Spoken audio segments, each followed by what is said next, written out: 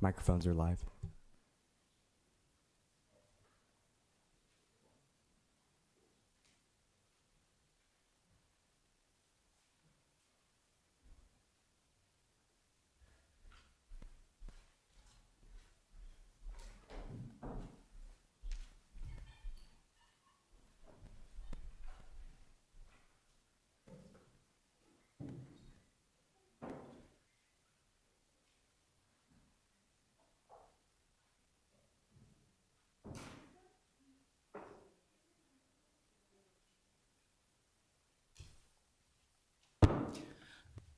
Six o'clock, so I will call this meeting to order.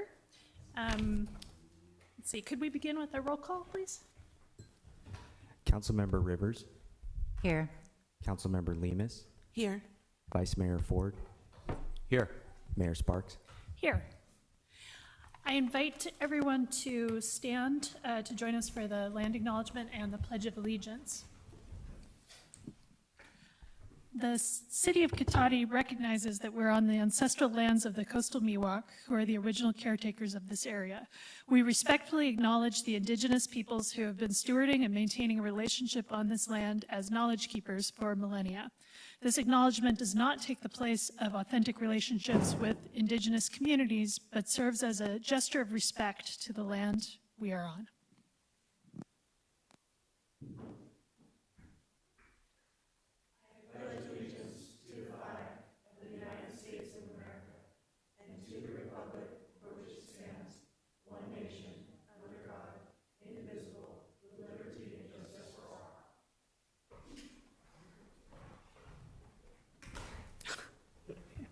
Oh my God. Thank you.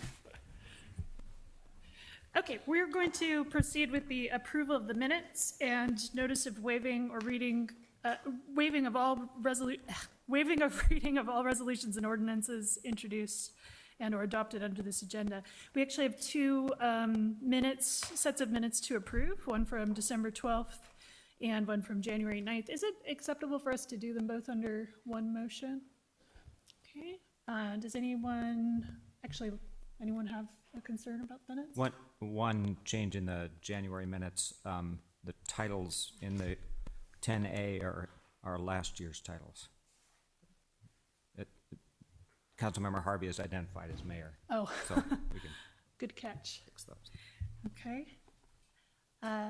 Is there anyone here wishing to make a public comment about the approval of the minutes?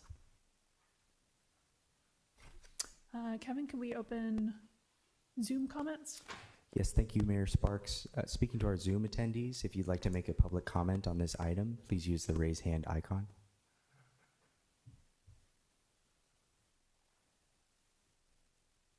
Mayor Sparks, that'll end public comment. Thank you very much. I'd be looking for a motion to approve both sets of minutes. I'll make a motion to approve the minutes of December 12th and January 9th of 2024. With the correction to the titles? Yes. I'll With second. corrections. All right, we have a motion and a second. All in favor, say aye. Aye. Aye. Aye. All opposed? Okay, and we'll note that Councilmember Harvey is absent tonight. Okay, next I will read some announcements. Meeting orientation for new attendees and viewers. In conformance with the Brown Act and the adopted City Council rules, the meeting agenda includes items labeled as action items, where the City Council may consider the item. If the City Council considers the item, citizens will be afforded the opportunity to provide comments relative to the item being discussed. The meeting agenda also includes a citizens' business item, which is the designated place on the agenda where citizens have the right to say whatever they wish. However, the Brown Act prohibits the City Council from taking action or considering any item that is not on the agenda. This is to ensure that other members of the community who wish to provide comment are notified in advance through a properly noticed meeting agenda. Measure B supports police services, a variety of recreation programs for all ages, and the maintenance of our streets, parks, and public buildings. See details on the web at cotaticity.org.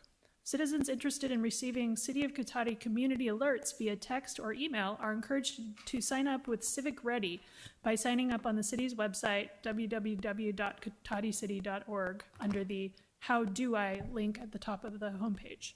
Like always, we love to hear from you, so please feel free to contact the city at 707-792-4600 or info@cotadicity.org. If you have a non-emergency issue after normal business hours, you can contact us at 707-792-4611. And of course, if you have an emergency, please contact 911. Continue to look for updates on the city's website and social media channels available on Facebook, Instagram, and Civic Ready. The next item is approval of the final agenda. We are only going to open this for public comment if the city proposes to take any action to modify the printed agenda. Are there any proposed changes? No, Mayor, no proposed changes for tonight. Okay, great, thank you. So that will take us to citizens' business and public comment for consent calendar items. Any members of the public wishing to speak to the council on any items listed on the consent calendar and any matter not listed on the agenda that are within the subject matter jurisdiction of the council may do so at this time. Pursuant to the Brown Act, the council is not allowed to consider issues or take action on any item not listed on the agenda. Comments, pursuant to City Council Policy 2023-01, comments of any member of the public are normally restricted to a total of 3 minutes in length per person for matters not on the agenda and a total of 3 minutes per person in length for any and all items on the consent calendar. The mayor may extend the time limit for a reasonable time where a disability accommodation has been requested. To facilitate public comment, the deputy city clerk will alert speakers when there are 30 seconds remaining. And we go to Zoom first for this one, see if there are any citizens' business items. Thank you, Mayor Sparks. Speaking to our Zoom attendees, please use the raise hand icon if you would like to make a public comment for citizens' business or the consent calendar.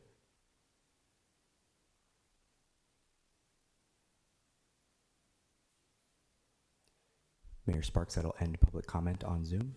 Okay, thank you. Is there anyone in the room who would like to speak at citizens' business? Not seeing anybody jump up. That will conclude the citizens' business portion. Okay, next we have the consent calendar. We have 4 items on the consent calendar tonight. And forgive me, City Manager Obid, do I need to read the consent calendar items or titles, or can I just? You do not, Mayor, no. Okay, so I'd be looking for, does anyone wish to pull a consent calendar item? Okay, I'd be looking for a motion to approve. Motion to approve the consent calendar? Second? All in favor, please say aye. Aye. Aye. All right, the motion passes unanimously.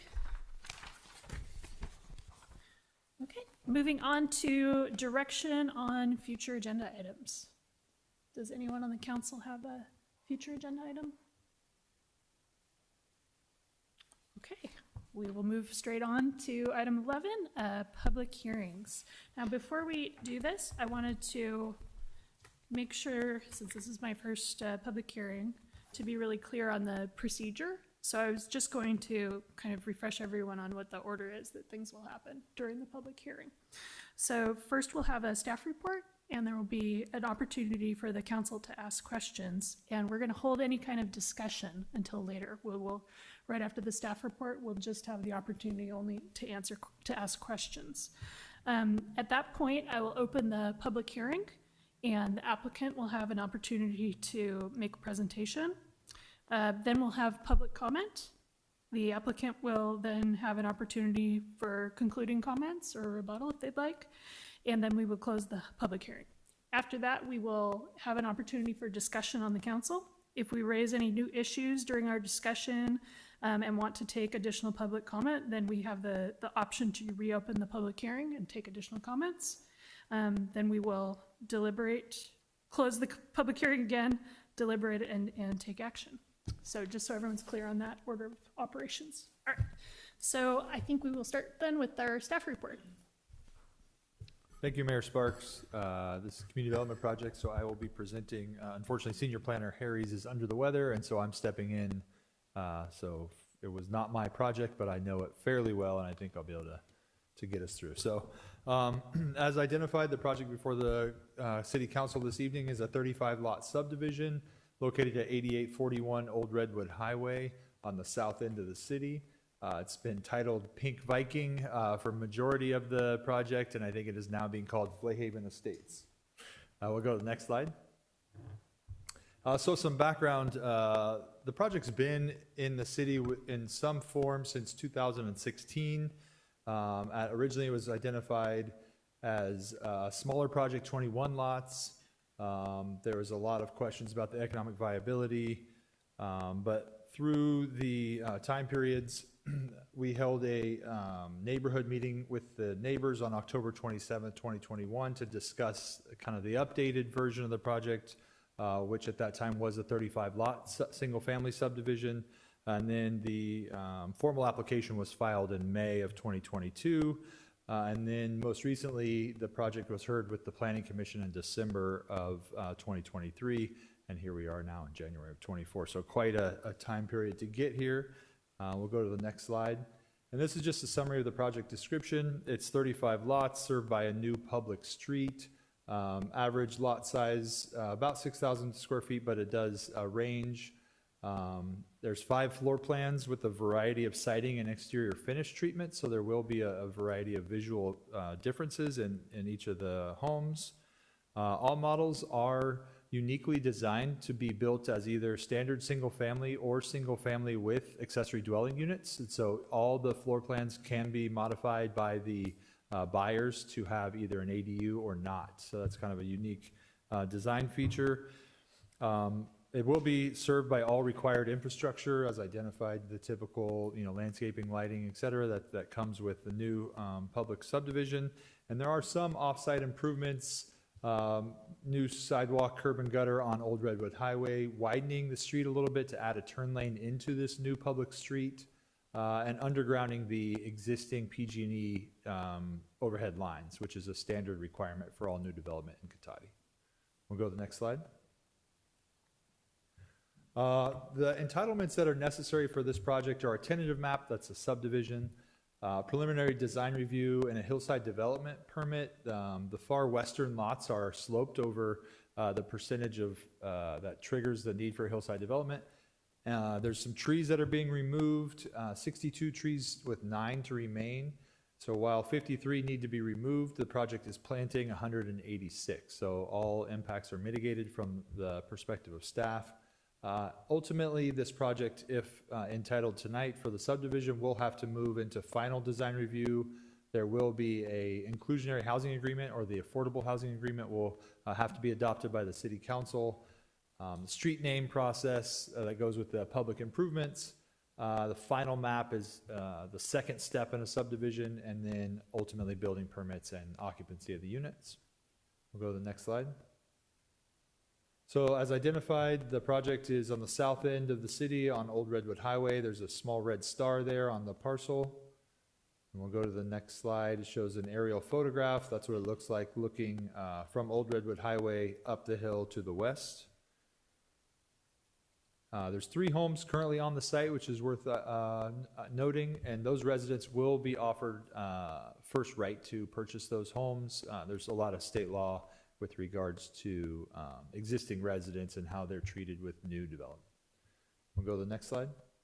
So this is a map or a slide that identifies the general plan designation for the property. It is low-medium residential, which is identified as being intended for single-family homes or duplexes in the general plan, and allows up to 6 units per acre. Go to the next slide, which is the zoning. So drilling down a little bit, the neighborhood low-density district implements that low-medium residential general plan designation. And there's a standard development criteria that come in all zoning districts. They're summarized there on the right. But maximum heights, lot coverages, all the setbacks are prescribed by the zoning criteria, and including parking for the single family. We'll go to the next slide. This is a slide that shows the layout of the subdivision. It's kind of a standard single family subdivision, which you would get at that low density level, the 6 units to the acre. There are some flag lots. All the pavement is shown, so the ones kind of peeling off to the south and then to the west are driveways. And then there's a future street that stubs to the south as well. So Clothier as you all I'm sure know, is kind of a cul-de-sac, and it does not connect down into this neighborhood. This street is planning for future circulation by stubbing that street down. So it'll have a sign there, future road to be extended. But that is the city limit boundary currently along that southern property line. And then it shows those western parcels, which are the more sloped ones, as they have the larger setbacks as required for a hillside lot. We'll go to the next slide. So here's some elevations of the homes. There are colored elevations available, but these are what was provided.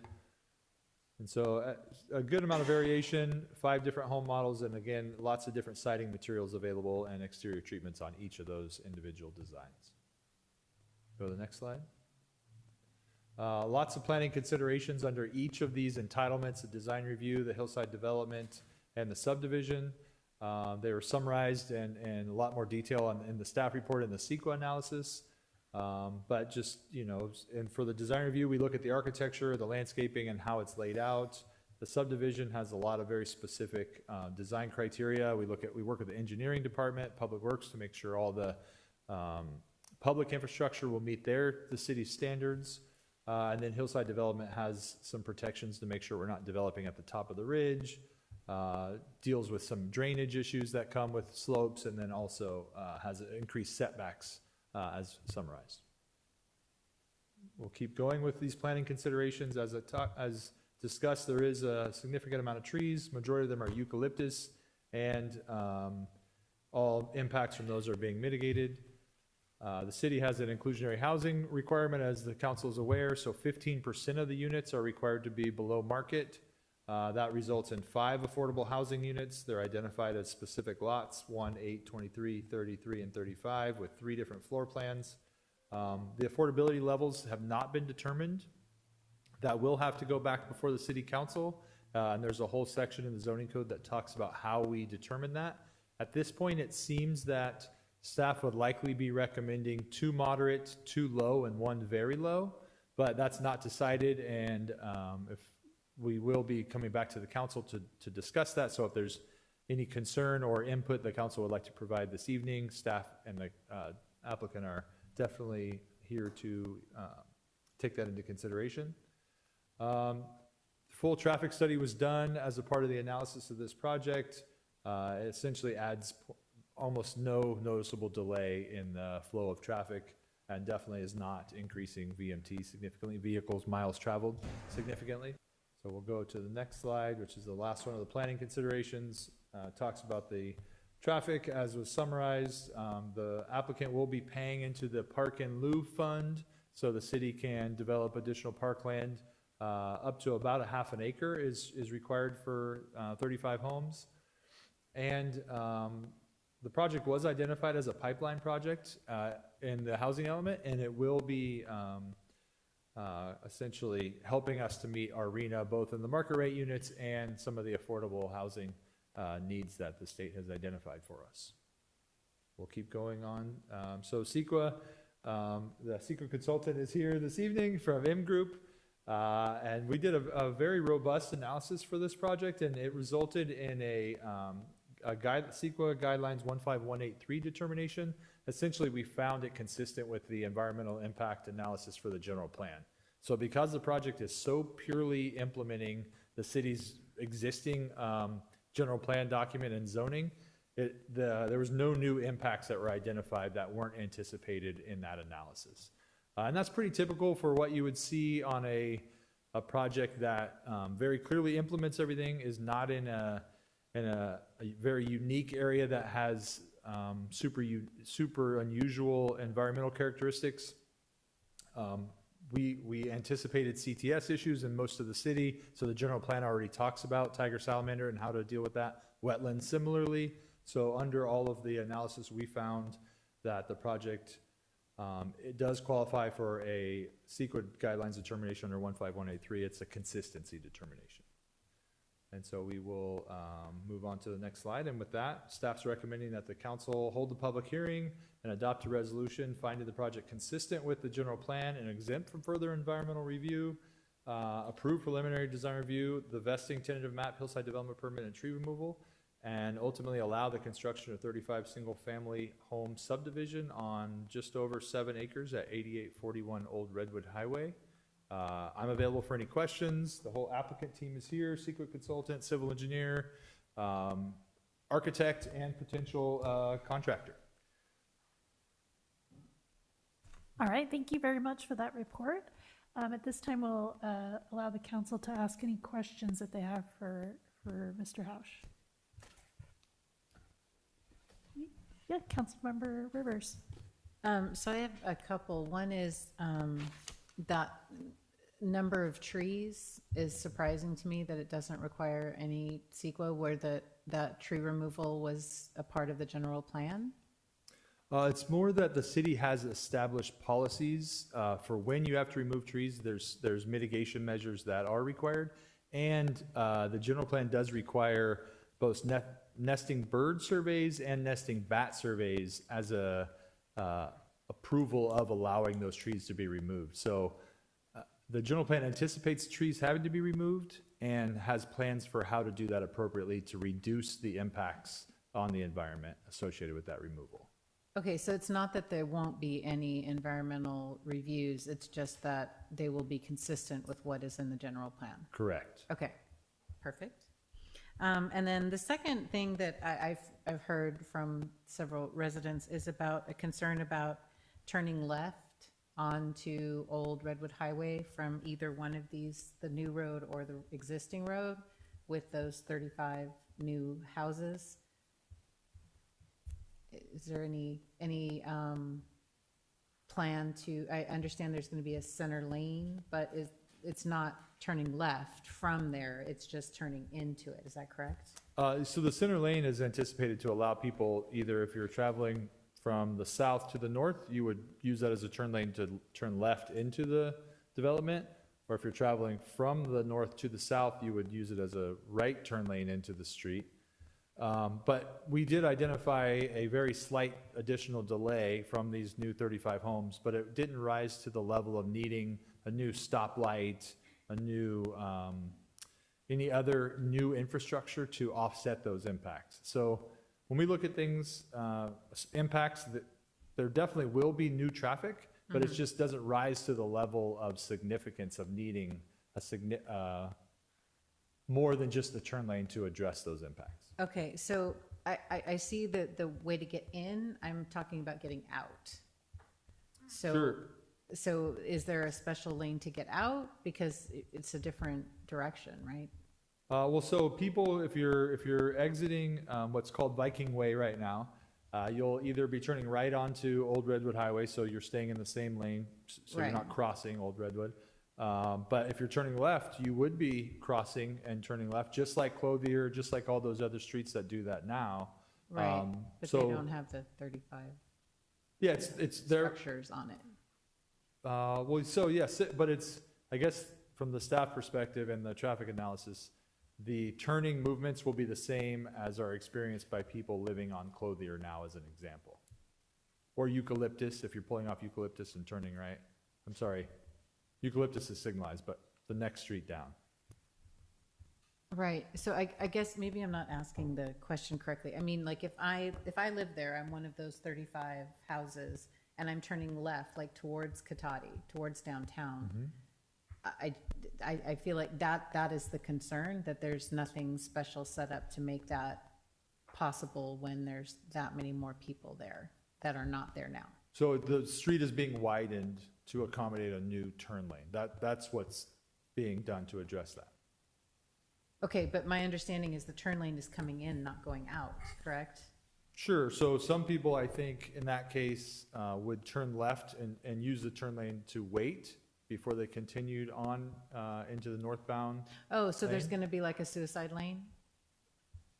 The lane. Sorry, I'm sorry, Yeah. maybe I shouldn't call it that So common those- vernacular, That turn apologize. lane will function both ways. yes. Okay, great. Because I just kept picturing it as like a one-way, and so, Sure. but what do you do if you're trying to Yeah. get out? So the right? street in this area, Old Red, is being widened to have 3 lanes. Right. One in each direction and one for turning movements, both. Either direction. Yes, correct. Okay, all right, thank you. That's the part I was Yeah, missing. uh-huh. Thank Yeah, you. no problem. yeah. Okay, yes. Yeah, I had a similar question to Councilmember Rivers. There's a turn lane already at Clothier, which is going to be the next kind of turn lane right over. Is there an impact? Is there enough of a buffer between those two? Because I can see kind of many cars and are trying to come in and out and using that middle lane. So is there enough of a buffer for? So the turn lane that's in front of Clothier now is just, that same street dimensions are just being extended down to serve this site. So to your point, if you are going to make a turn and somebody's coming, you'll have to wait. And that's where we get to the additional 0.2 second delay that's caused by this project. So it's not like the city anticipates some additional changes when you build new development and have new residents living, but it's, from the staff perspective and CEQA, it's how significant are those changes and how much of a delay will there be, or how many new people are we bringing in and out of that location? And from the standpoint of CEQA, it's not a significant number to have 35 new homes. Okay, thank you. You answered the other questions when you responded to Councilmember.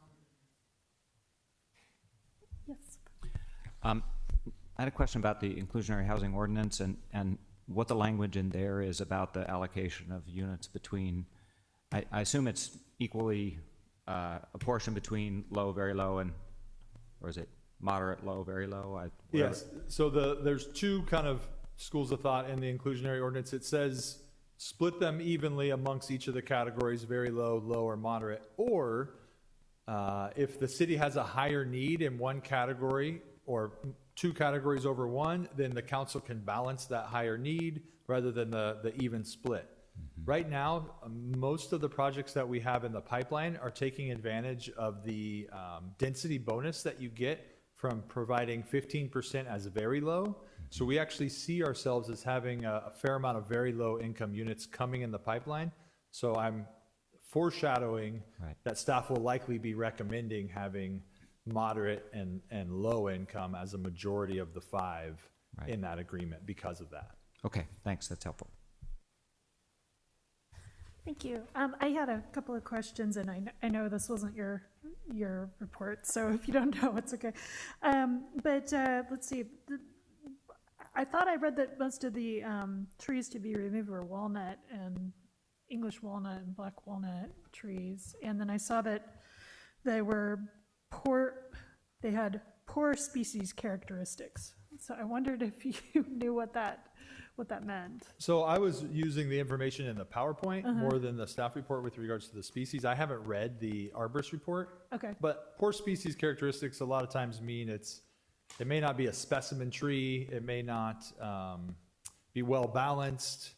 Those types of things are often kind of arborist speech for. What is a specimen tree? Just a tree that is just, I mean, it's very aesthetically pleasing. Like, Okay. so just occasionally you'll come across a tree that is just stunning, right? And so, Okay. and when we work with developers, and sometimes we'll say, look at that, you have to save that one, work around it. And so the description that you're seeing is not that. Okay, and are the 9 that are being preserved, are those mostly oak trees, or, you know? Yeah, they're the mostly oaks trees, yeah. And staff definitely focuses on preserving oaks. That's how our ordinance is written. That's the main kind of tree to be saved. Oh, and there you go. The walnuts aren't producing either, so there's some of Okay. the poor characteristics. That's a poor characteristic. Okay, sure. I had a really technical question about the findings, because I wanted to be clear on what we need to find. On the staff report, gosh, I have staff report pages rather than packet pages. So on staff report page 12, if I can find it here, it lists out the findings that are required to approve the project. And then it lists out findings that are that would require denial. So I guess this is on packet page 47. One of the findings for approval, at the very end of that paragraph, it says that the findings shall apply to each proposed parcel as well as the entire subdivision, including any parcel identified as a designated remainder. I don't actually know, and I'm sorry I didn't get to ask you this earlier, but I don't actually know what that designated remainder term means, and are any of the parcels in this map? Yeah, so when you do a subdivision, occasionally you'll leave a section of the property as a remainder, so not part of the subdivision. The rest of a lot is being carved off, and that one's to remain for later use or Okay. not part of the project. This project doesn't actually have any designated remainders, so that's why you didn't see it on the plans. And that comes straight out of the MAP Act as is referenced. Okay, thank you for that clarification. We had a public comment that was submitted that sort of questioned the 14.5% hillside slope measurement and asked kind of question, who did that measurement, et cetera, et cetera. So I just wanted to clarify that we're real confident in that measurement and kind of who did it. Yeah, I mean, the project civil engineer is here, so it's Okay. done with surveying and using topographical analysis to document the slope. And it was done by the civil engineer for the Correct. project? Correct. Okay. Oh, sorry, the surveyor. Survey. Okay. Okay, great, thank you. And then,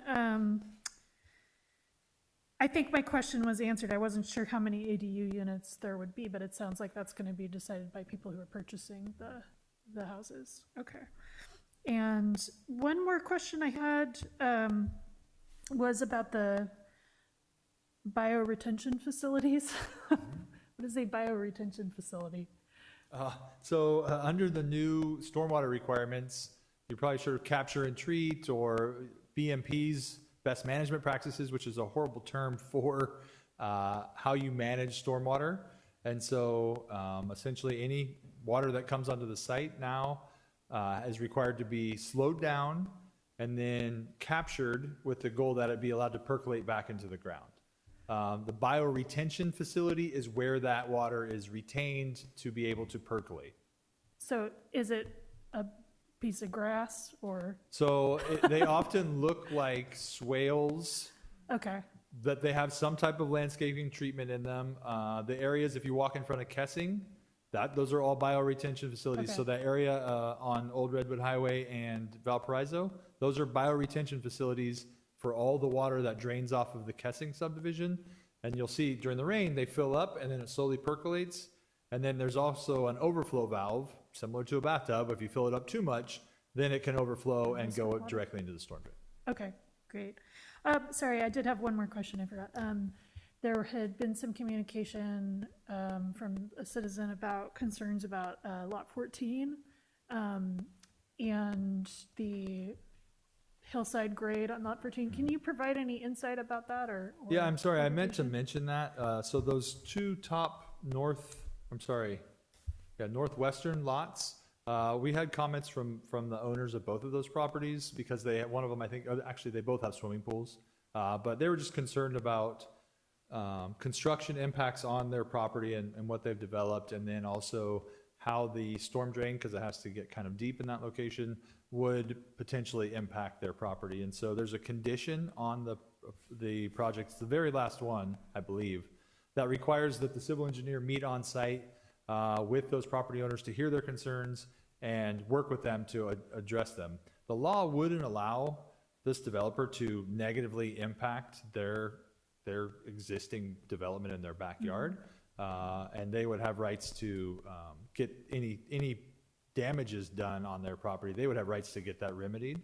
But the applicant and the applicant civil engineer have already been in discussions with them. And they actually met the neighbor last week or 2 weeks ago when we were here. And I think it's evidence. I don't know if they're here tonight, but they've already been in discussions. Okay, great, thank you. That covered all of my numerous questions. Okay, at this point, I'd like to open the public hearing. Do I need to hit the piece of wood? Okay. And I'd like to invite the applicants to come speak to us if you have anything you'd like to say. Good evening, my name is Charlie Trabulsi. I'm the civil engineer on the project. Briefly, we've met with the city staff many times regarding this project. We've addressed and retained civil engineers to analyze the sewer capacity, water capacity, drainage capacity, traffic capacity, the grading, and have also met with the fire department and ended up with a circulation plan that not only works for us, but works for the neighbors in the future. And we'll also be doing some transitioning of striping between our project and the project next door on Clothiers. So we're actually doing a little bit of offsite work to make sure the transitions work for the residents of the project north of us on Clothiers when they want to take a right lane or a left lane. The architects here, the developers here, if there's any detailed questions, I'll answer them now. And if not, I'll wait until you may or may not have any other questions later.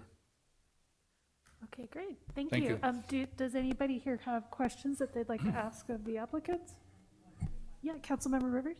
I had heard someone mention that at the time of purchase is when people would decide whether they were going to have an ADU or not built with the home, but ADUs could be added later as well, correct? Absolutely, Yeah, so there could potentially be 70 houses. potentially. Yeah, okay, I just wanted to clarify that, thank Sure. you.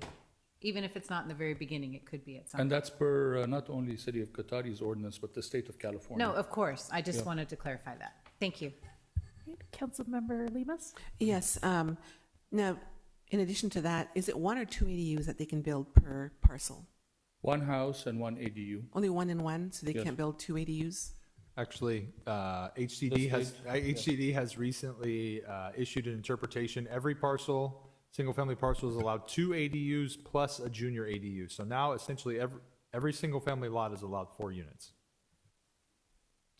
But within that, is there requirements as far as like setbacks from other units within the parcel, or is it? There are setback requirements, but they're much more relaxed than the city's adopted zoning standards.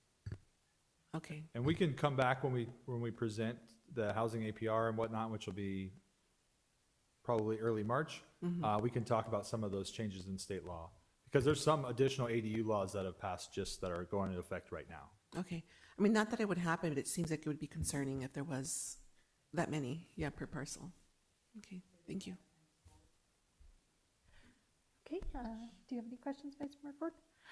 All right, thank you very much. At this time, we will open it up for public comment. Is there anyone in the room who'd like to speak for public comment? Hi, thank you.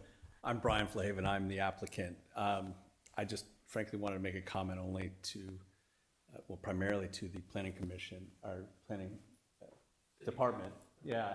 And I think that the fact that we're here and there's so little opposition, but maybe it's all coming online, is kind of a testament to the work that JP and Noah have done in terms of shepherding this through and making sure the neighbors in the community have been involved from the very beginning. We had a neighborhood meeting. It was largely attended. Through the whole process, we've really been in communication with people just to try to set them at ease. I think we've developed a plan and a map that fits what the general plan is. Just speaking to the concern about 4 units on every parcel. Ultimately, what we would want to build, or the builder wants to build, it needs to be livable. And so the concerns that we're just going to slam a bunch of units on there for the sake of doing it, it doesn't make a whole lot of sense. I mean, you want to build something that people want to live at. So I don't think that's necessarily a realistic concern as much as the state of California wants to do things. So anyway, I just wanted to say thank you to the council, thank you to the planning department, and thank you. All right, thank you for your comment. Is there anyone else in the room who would like to make a public comment? Could we please open up to Zoom? Thank you, Mayor Sparks. Speaking to our Zoom attendees, if you would like to make a public comment on this item, please use the raise hand icon.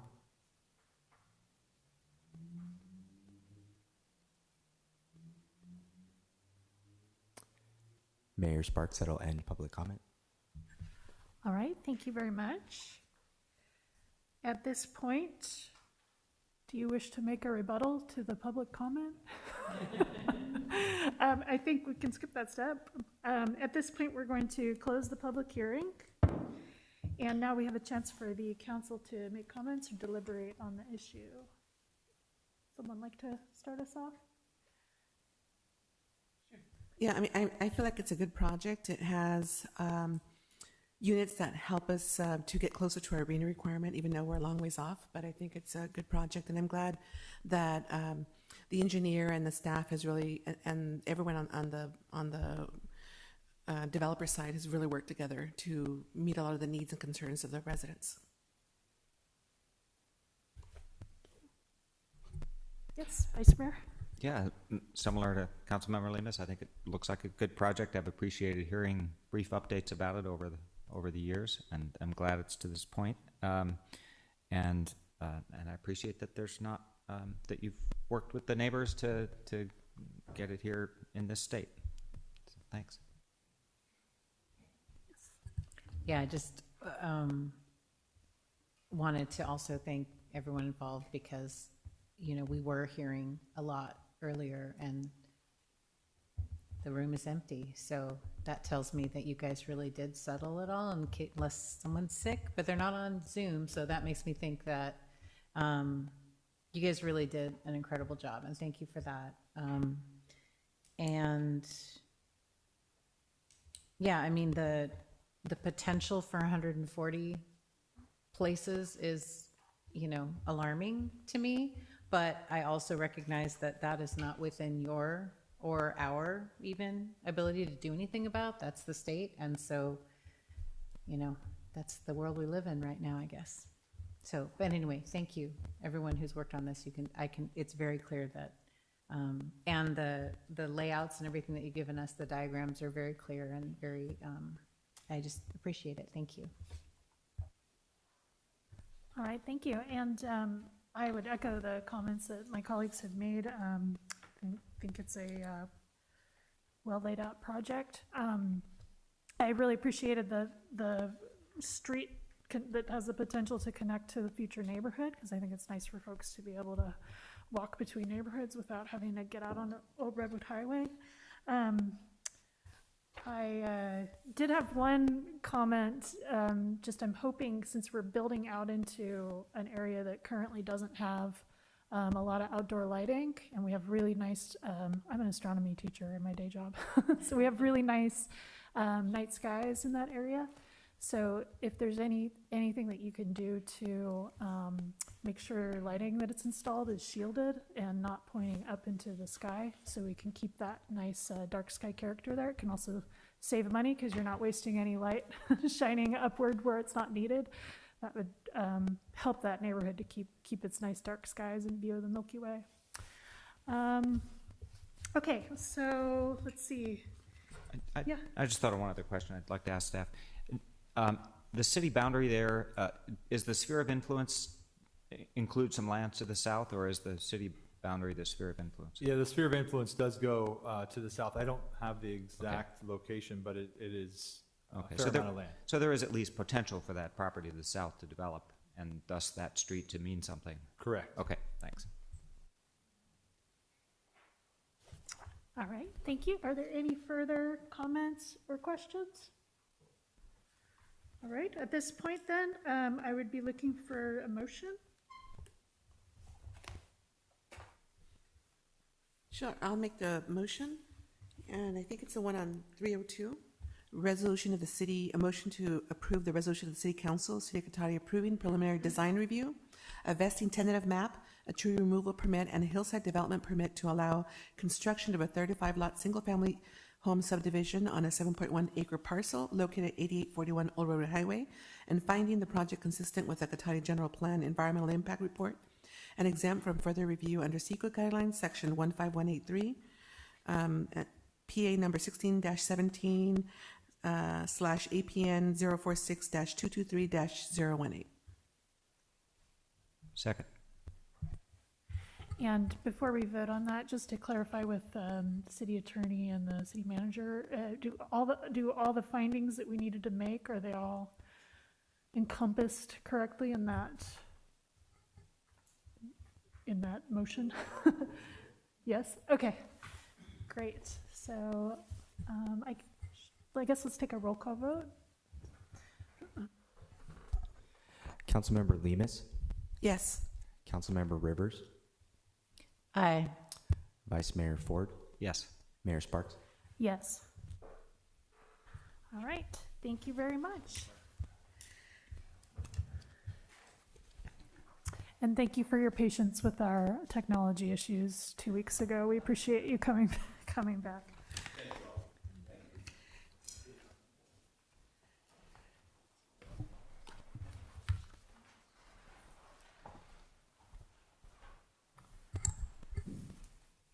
Okay, we're going to move on to our regular agenda.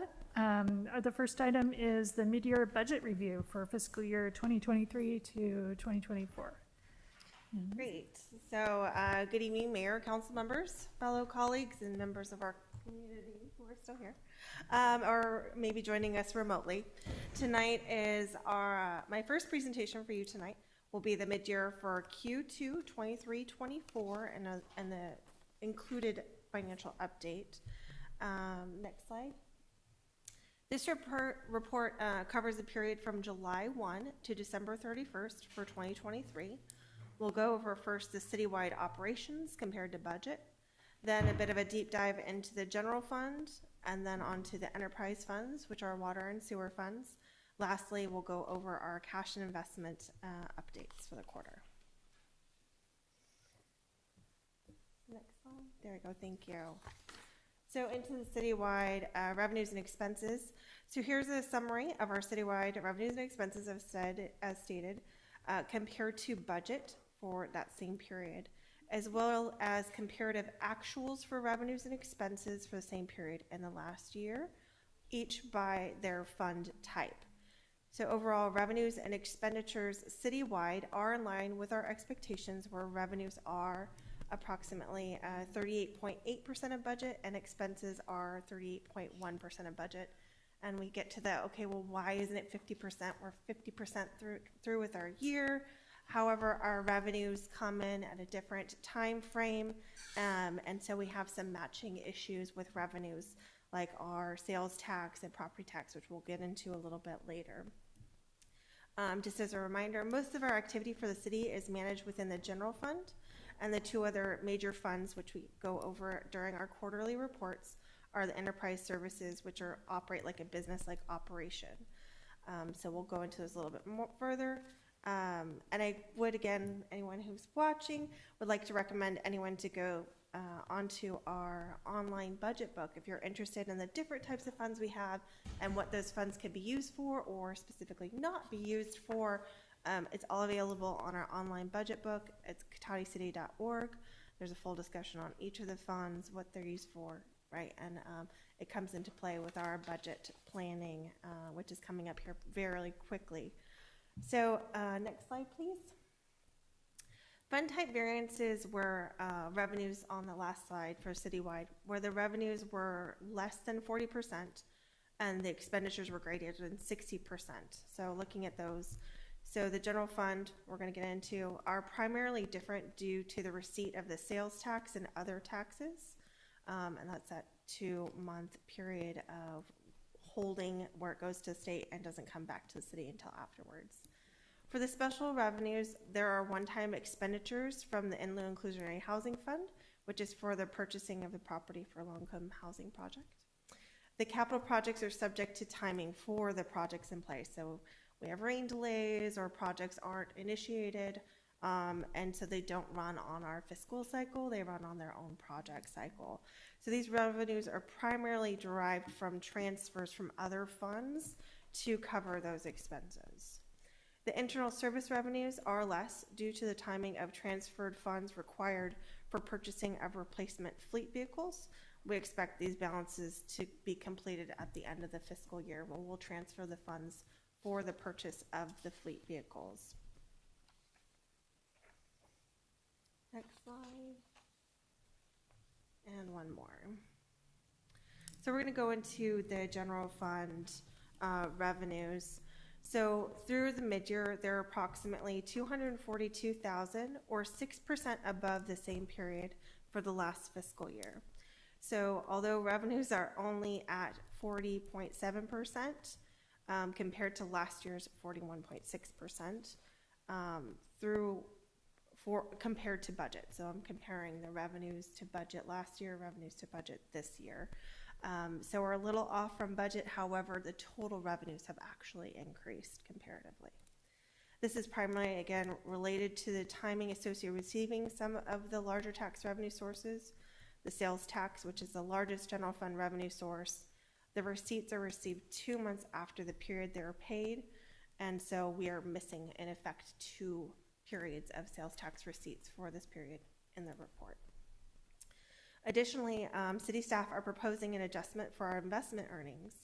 Under the general fund budget, when we proposed it for adoption last year, we wanted to be really conservative. We didn't know how our investment strategy was going to lay out.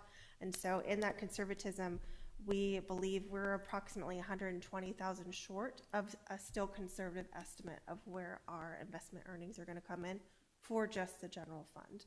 And so we'd like to propose that as a mid-year adjustment this year. And once we adjust for that, then we would decrease our percentage to approximately 40.1% of the budget that we would have earned to date as of December 31st. Overall cumulative mid-year general fund expenditures increased from previous years by approximately 19%, or $775,000.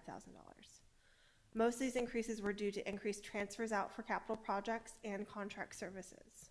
Embedded within the contract services are related to insurance and IT services, as well as new contracts for ongoing operations and maintenance at Floredia Ranch, as well as the SAFE program.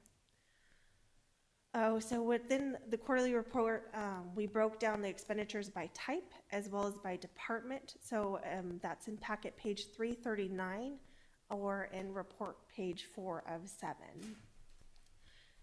Looking at the spending by the general fund departments, they're consistent with prior years with noted increases across all departments except for community development.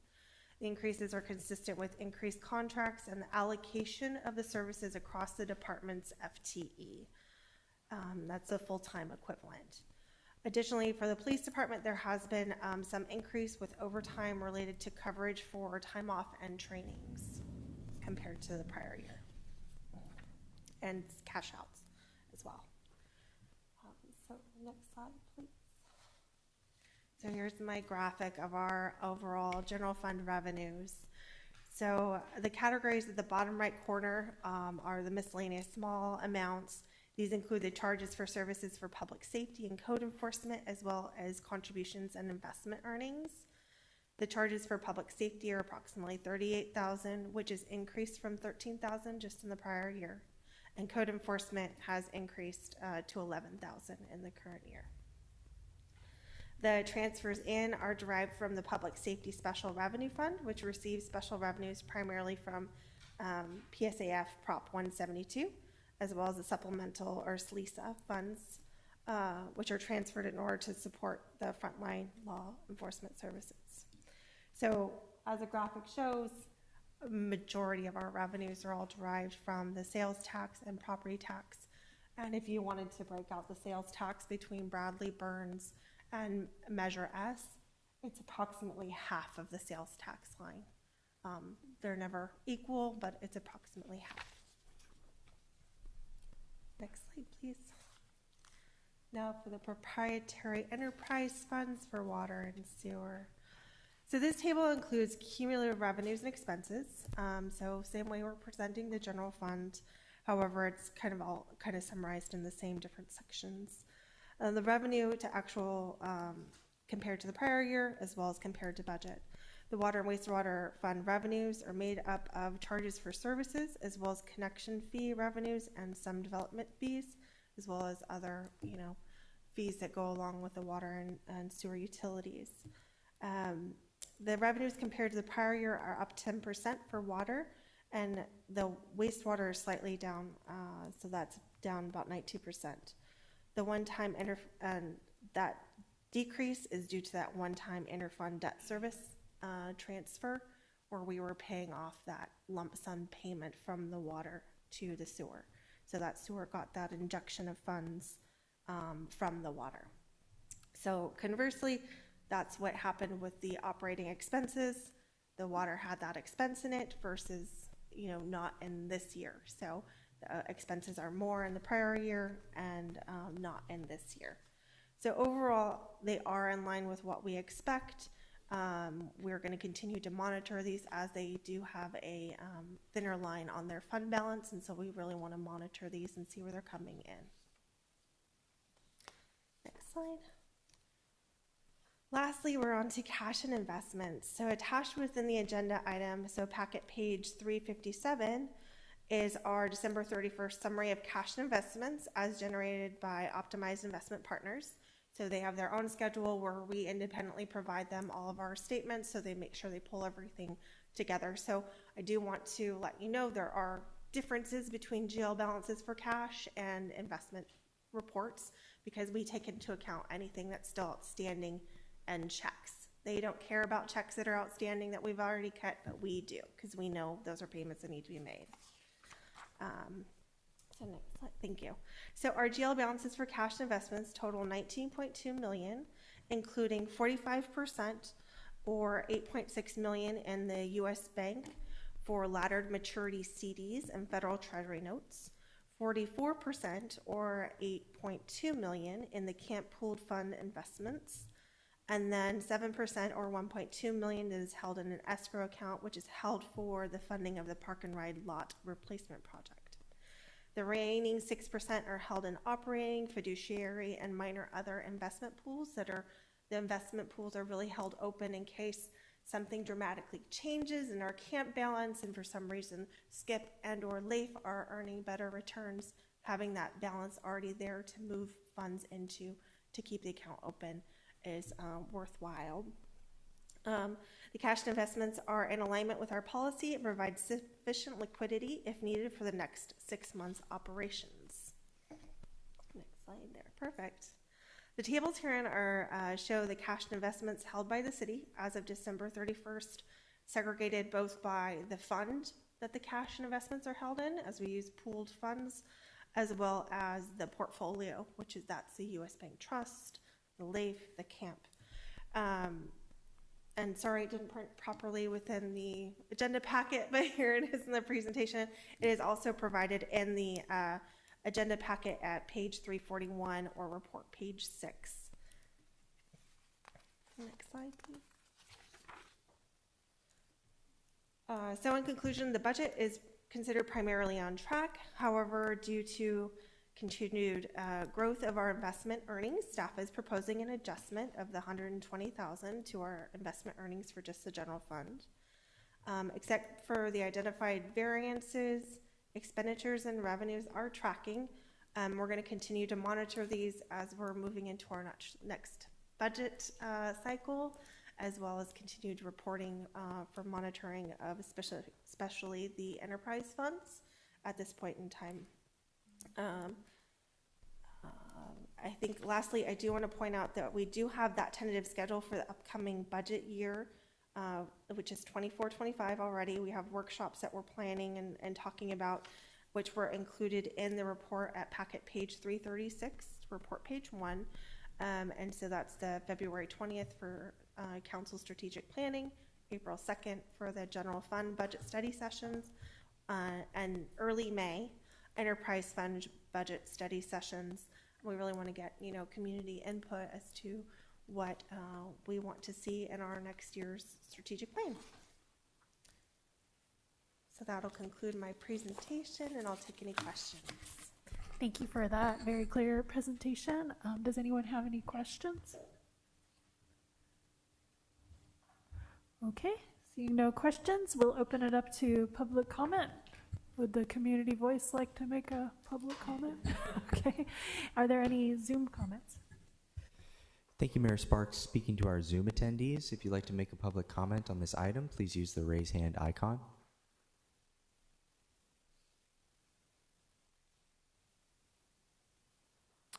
Mayor Sparks, that'll end public comment. Okay, great. Thank you. Does anyone have anything they'd like to discuss? I believe the resolution that staff was looking for is located on page 359. If anyone would like to make a motion. Can I just ask one clarifying question Of course. before we do? Yeah. That last, the enterprise funds budget study session, it says in the report May 7th, which is a Tuesday, but is that the day we landed on? No. It's May 13th. Correct, May Monday, 13th. Monday, May 13th. Yeah, Okay, May just want 13th. to make sure I had the right date down. Thank you. that why you said early May? Okay. Okay, again, so we need a motion, to, I lost my page. Sure, I'll make a motion.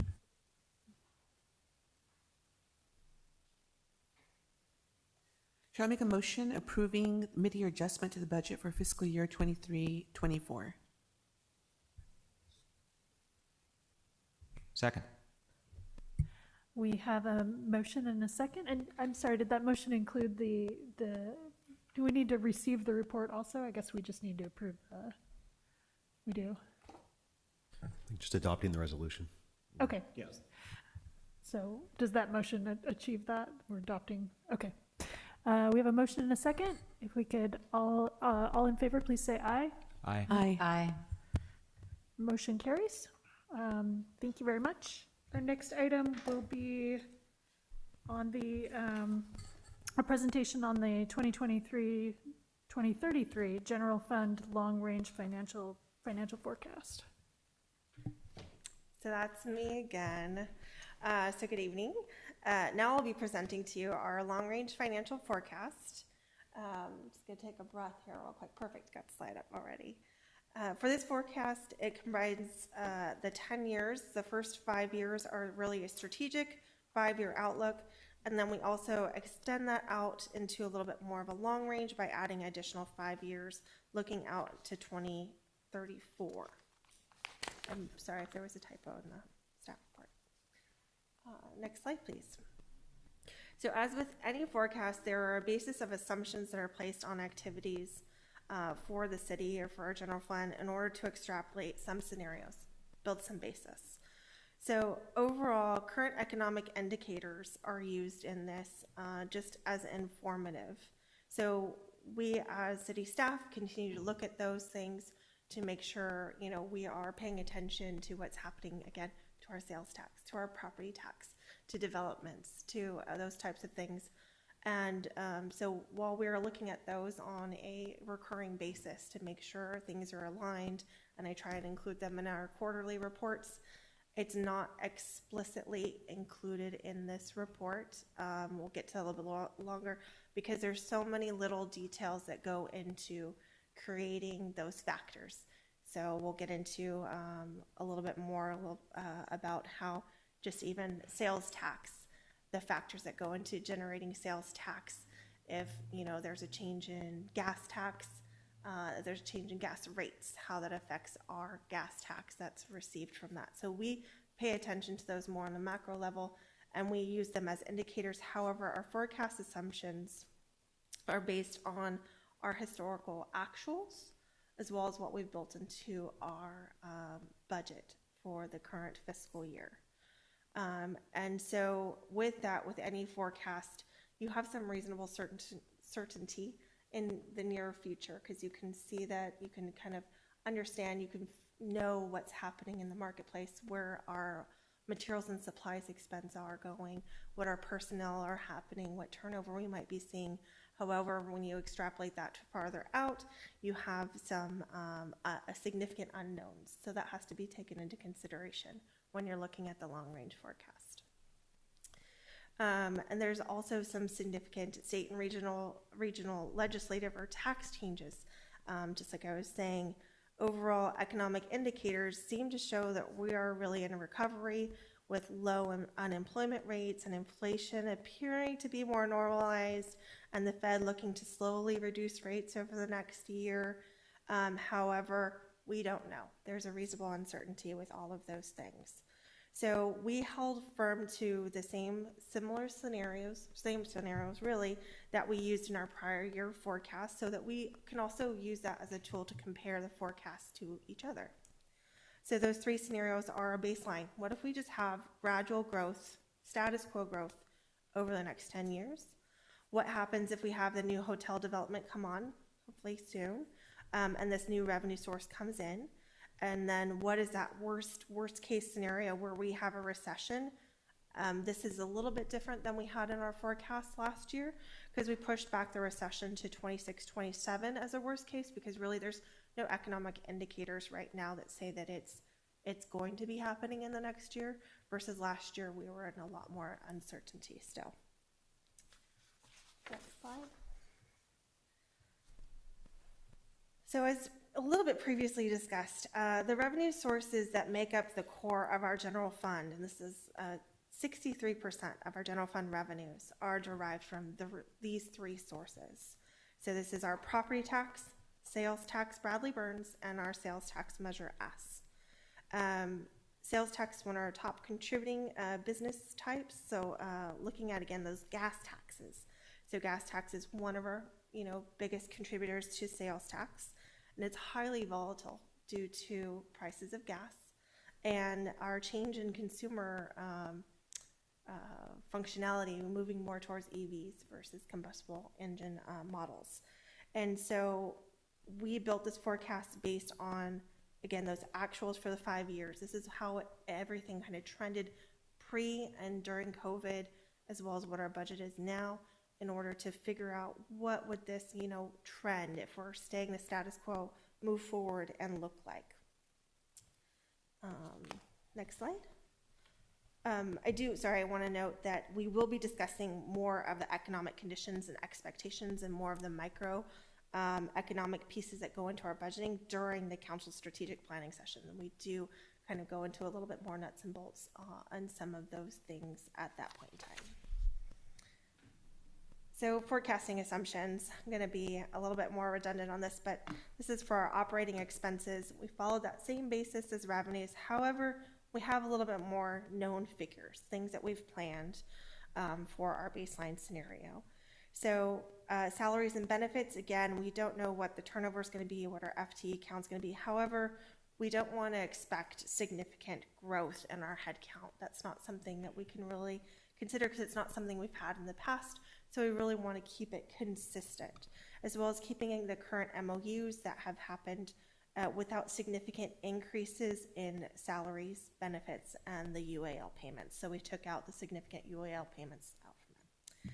So the pension UAL payments also were set based on our latest draft report from Ridgeline, who is our pension reporting and policy consultant.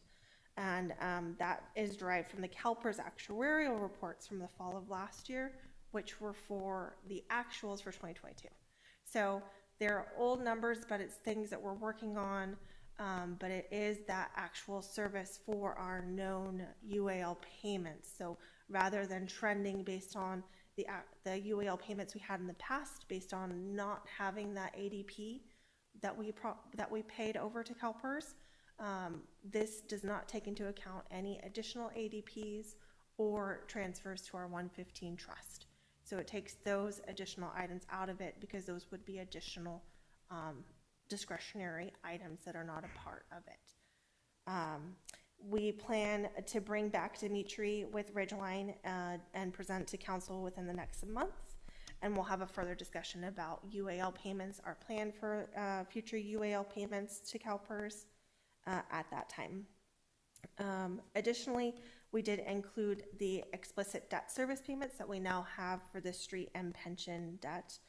And we, again, because this is operating expenses, it does not include, besides the debt payments, of course, the capital expenditures going forward. So this is all of the operations, including debt service, going forward.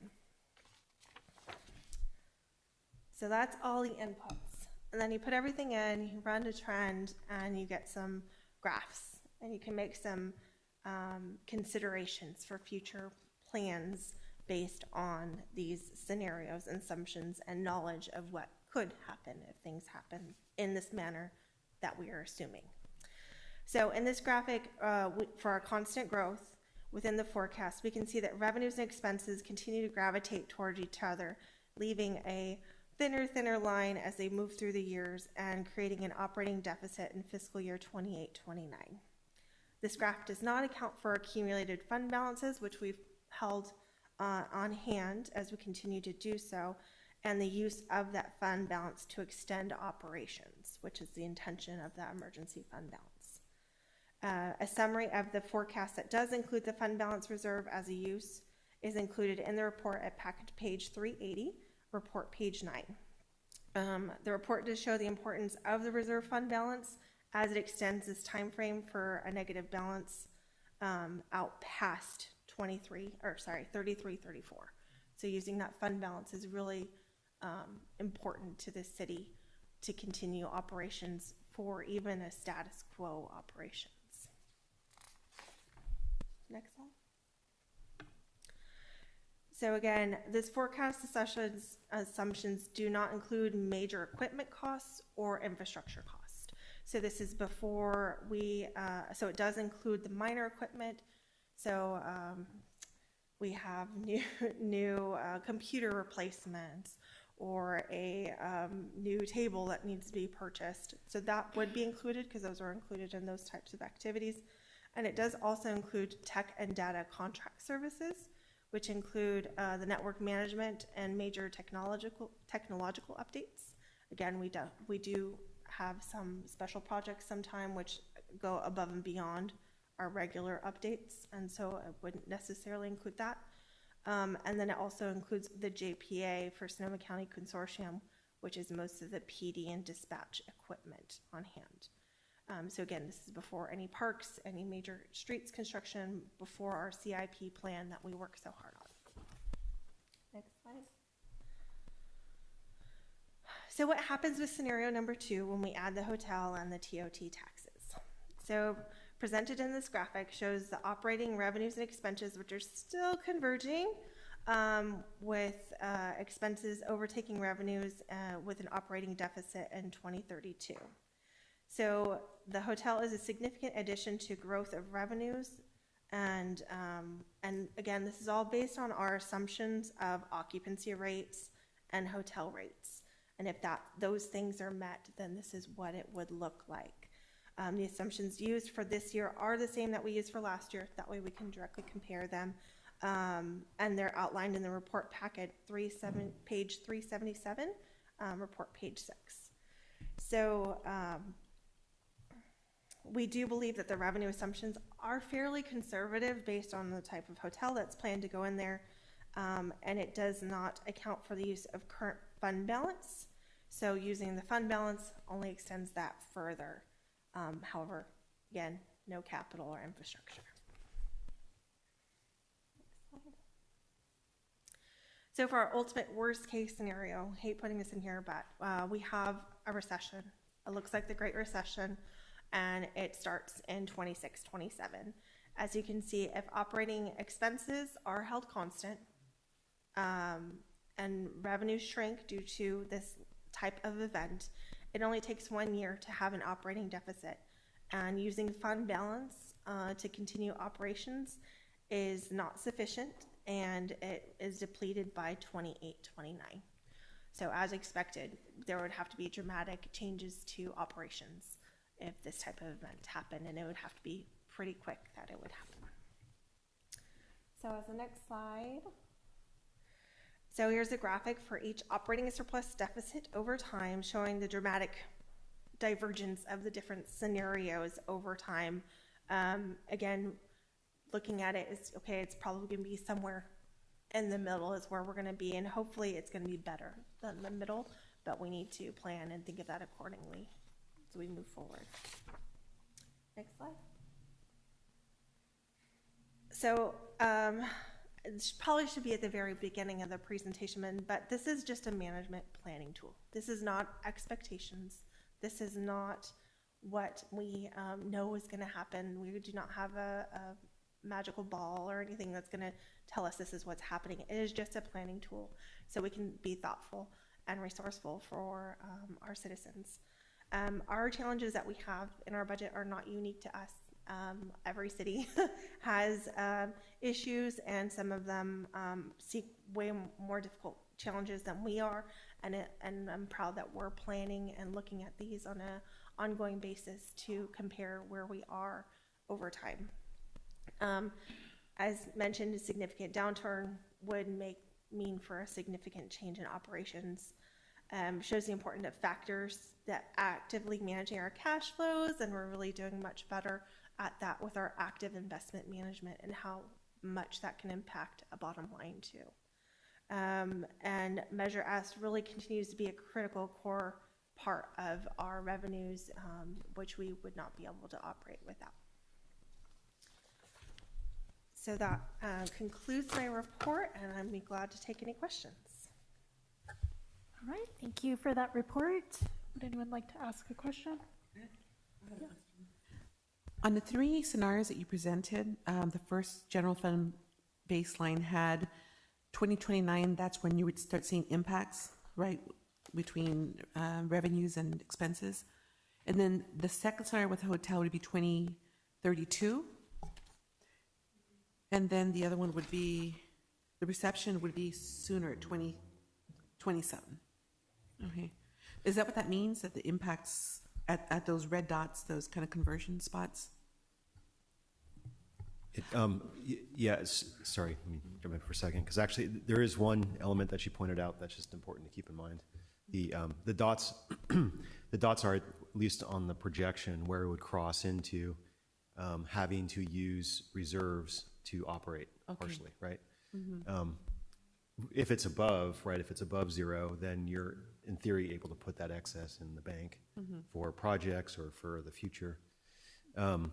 For just as a rule of thumb, for road projects, and I'm not talking reconstruction of roads, but just maintaining the roads that we have now and the conditions that they're in now, plus maybe a little bit of extra money for just random little things we do, like signs or whatever, you know, small projects that we typically do every year.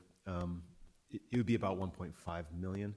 So really, once you start dropping below a surplus of about 1.5 million a year, on average over time, then you're going to be, using your reserve money slowly over, starting to draw it down over time. Yeah. Okay, thank you. Other questions? Vice Mayor?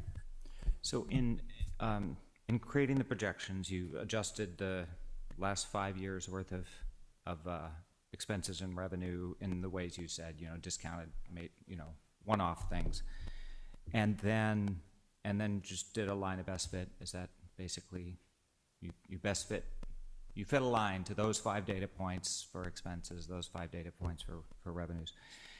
And I think you said that the expenses slope was 8% growth, right? What's the revenue growth when you do that? Is it 5%, 5 or 6? It looks like. I don't have that. That's okay. You can tell. But it's 'cause that it slight changes. difference in slope that's causing this convergence, and it's a very slight difference. Right? I mean, 8 versus 6%.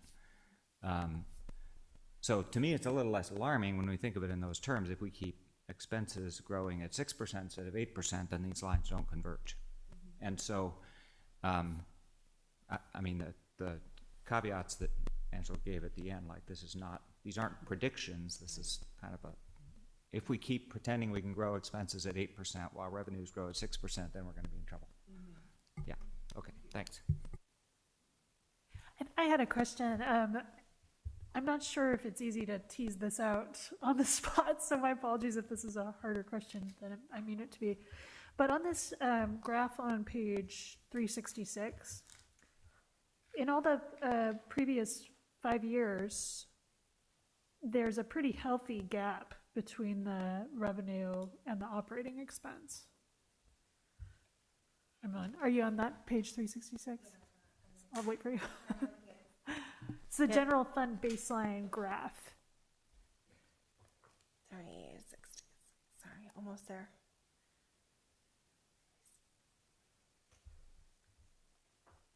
Sorry. Thought I was closer than I was. Just a moment. It's also your fifth slide. Right. Okay, the slide. Okay. Sorry, I'm I thought stuck you were on talking about the packet report. Yes. pages on the. Yes. No worries. Okay, so on that graph, there's a pretty healthy separation between the operating expenses and the revenue, except for the 1 year when we did all the one-time things. But then as soon as we start to project into the future, that healthy gap just seems to completely evaporate in the projections. So I'm sort of curious why. Why do we project that, like, next year it would be such a more dire situation than it is this year? It does include, the, so the difference there is that it includes the budget year as well. So it includes the 5 years of actuals and the budget year. It does not include the UOL and the other, so it's a factor of trending both of those lines. So, I can't speak to exactly which category. I think we have increased debt service, which is included in this piece of it, which we didn't have in prior years. We also have a differential in what was paid out in UAL before. We had more UAL paid out, and then we had declining, and then it's increasing again. And so those factors, which are hard-coded into those expenses, have also changed that from what you would expect as a trend, because those expenses we did go in because those are known pieces.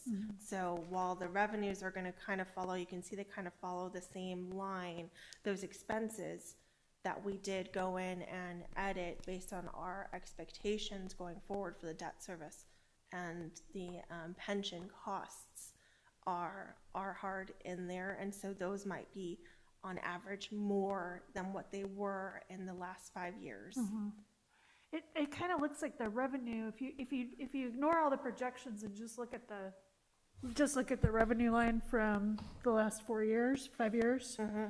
And if you were to kind of project that revenue upward, I know this is very imprecise, I'm just looking at this graph, but it looks like it would be a much more rosy picture than with this substantial drop in revenue that we're kind of counting on for 2024. So I'm sort of curious why I understand what you're saying about the expenses, but why are we looking at the revenue dropping off so much for the next year on this projection? So you might be taking into consideration the revenue in 2023, which we had some significant transfers in due to, again, to the debt refunding. So we did the debt service, which then made some funds into the general fund, which then went right back out for the UL payments and or for the streets.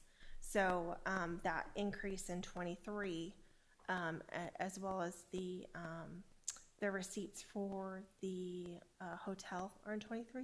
So when we sold the property at the park and ride lot for the hotel, that 2.7 million is included in there as well. So those actuals, which are in there, aren't.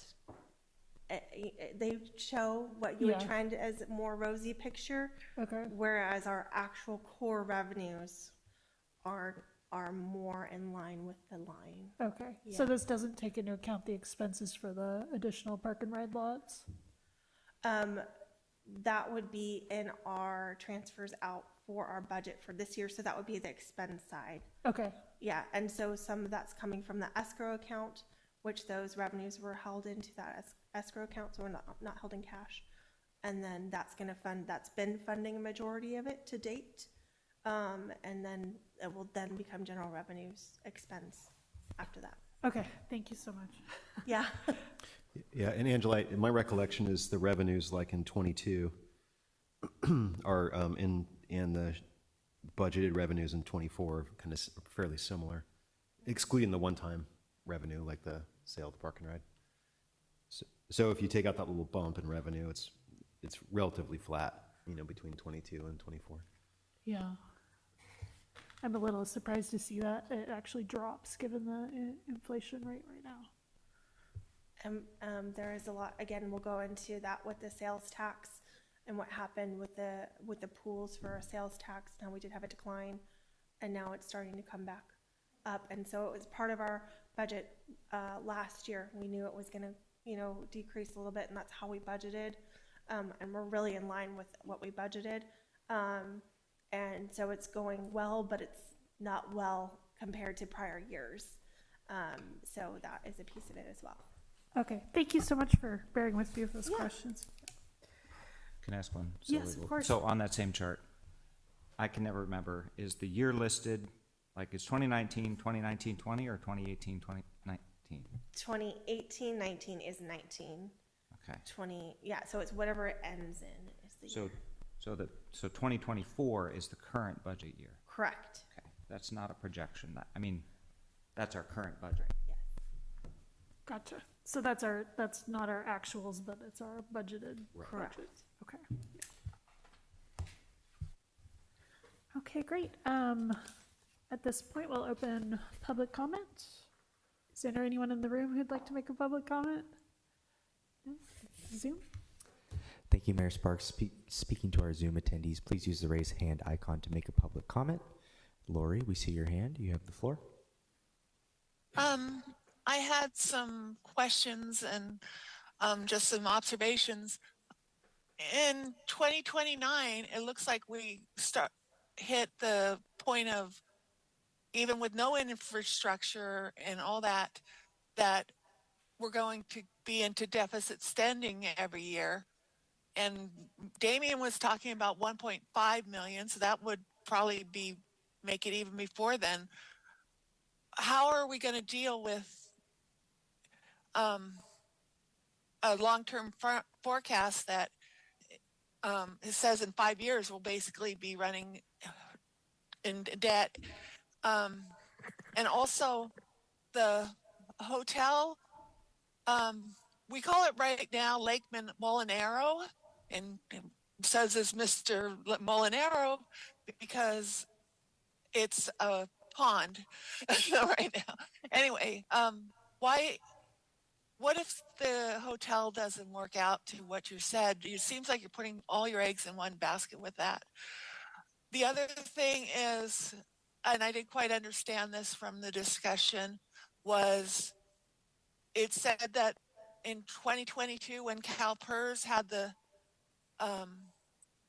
the big loss, that Cotati attained $4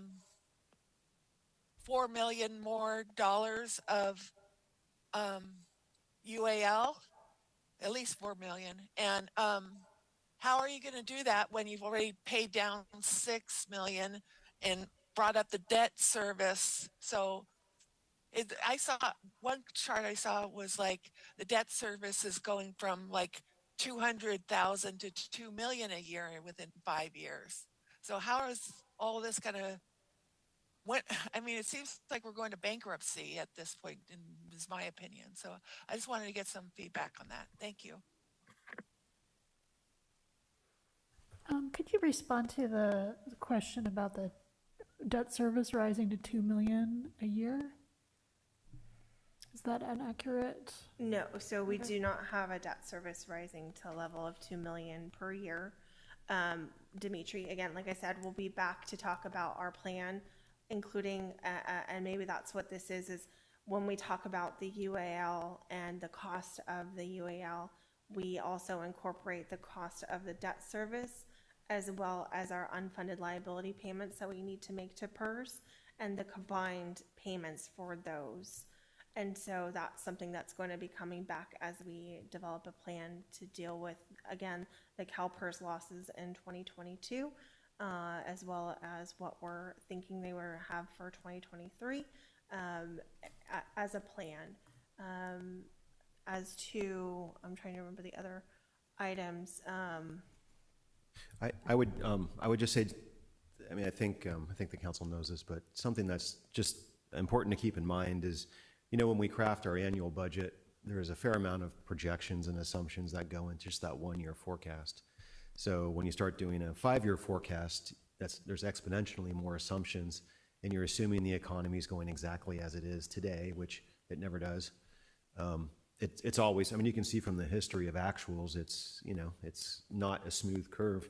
You can tell when you're leaving the actual territory and going into projections, because actuals are like this, and then projections are just flat, right? So, and you get past 5 years, it's really, I mean, it's a long range forecast, but there's a lot of assumptions. Yeah, it's kind of throwing darts at the wall. So, I wouldn't, I guess my point is I wouldn't overread anything into, projections, certainly past 5 years, other than they're important. It's an important part of our process to do, just to look for warning signs. And we're looking at just trends out in the future, and there's a lot of things that can change those trends. So, it's definitely not anything to be alarmed about at this point, but it's something to be aware of. And so as we make decisions in the upcoming budget cycle, we just, we have just that awareness, and we continue to do it every year so that we don't just inadvertently run into something, 5 years down the road that we could have foreseen now if we had been just thinking about it each year. Thank you for that comment. And I did think that the public commenter had a good point, like, what are we going to do about this? And I would say that for my part, when we go through our budgeting process, our strategic planning, and our budget workshops this year, we'll be keeping the projections in mind and just trying to be very mindful about how our expenses are growing into the future, and that they're not exceeding the rate of growth of the revenue. So that's what we're going to do about it. We're doing some pretty long-term planning here, which I think is a good thing. Was there any other public comment? That'll end public comment, Mayor Sparks. Okay, thank you very much. I don't believe we needed a motion on this one, did we? No. Okay, so we've accepted. Oh yeah, question, go ahead. I had a question. I just, there's information here about debt service, including new debt service for streets and pension leave debt. Is that two separate or is it one? Kind of seem odd to have street and pension So we have lease debt together. We have two lease bonds, street, that we did. One was specifically for pension, and one was to fund streets. So there are two debt services, but they're included into one line item for this report as well as for budgeting. We group them together because it really is the payment from the general fund to our debt service fund, and the debt service fund then pays out those two individual debt services. Mm-hmm. Yes, Councilmember Rivers. The other question about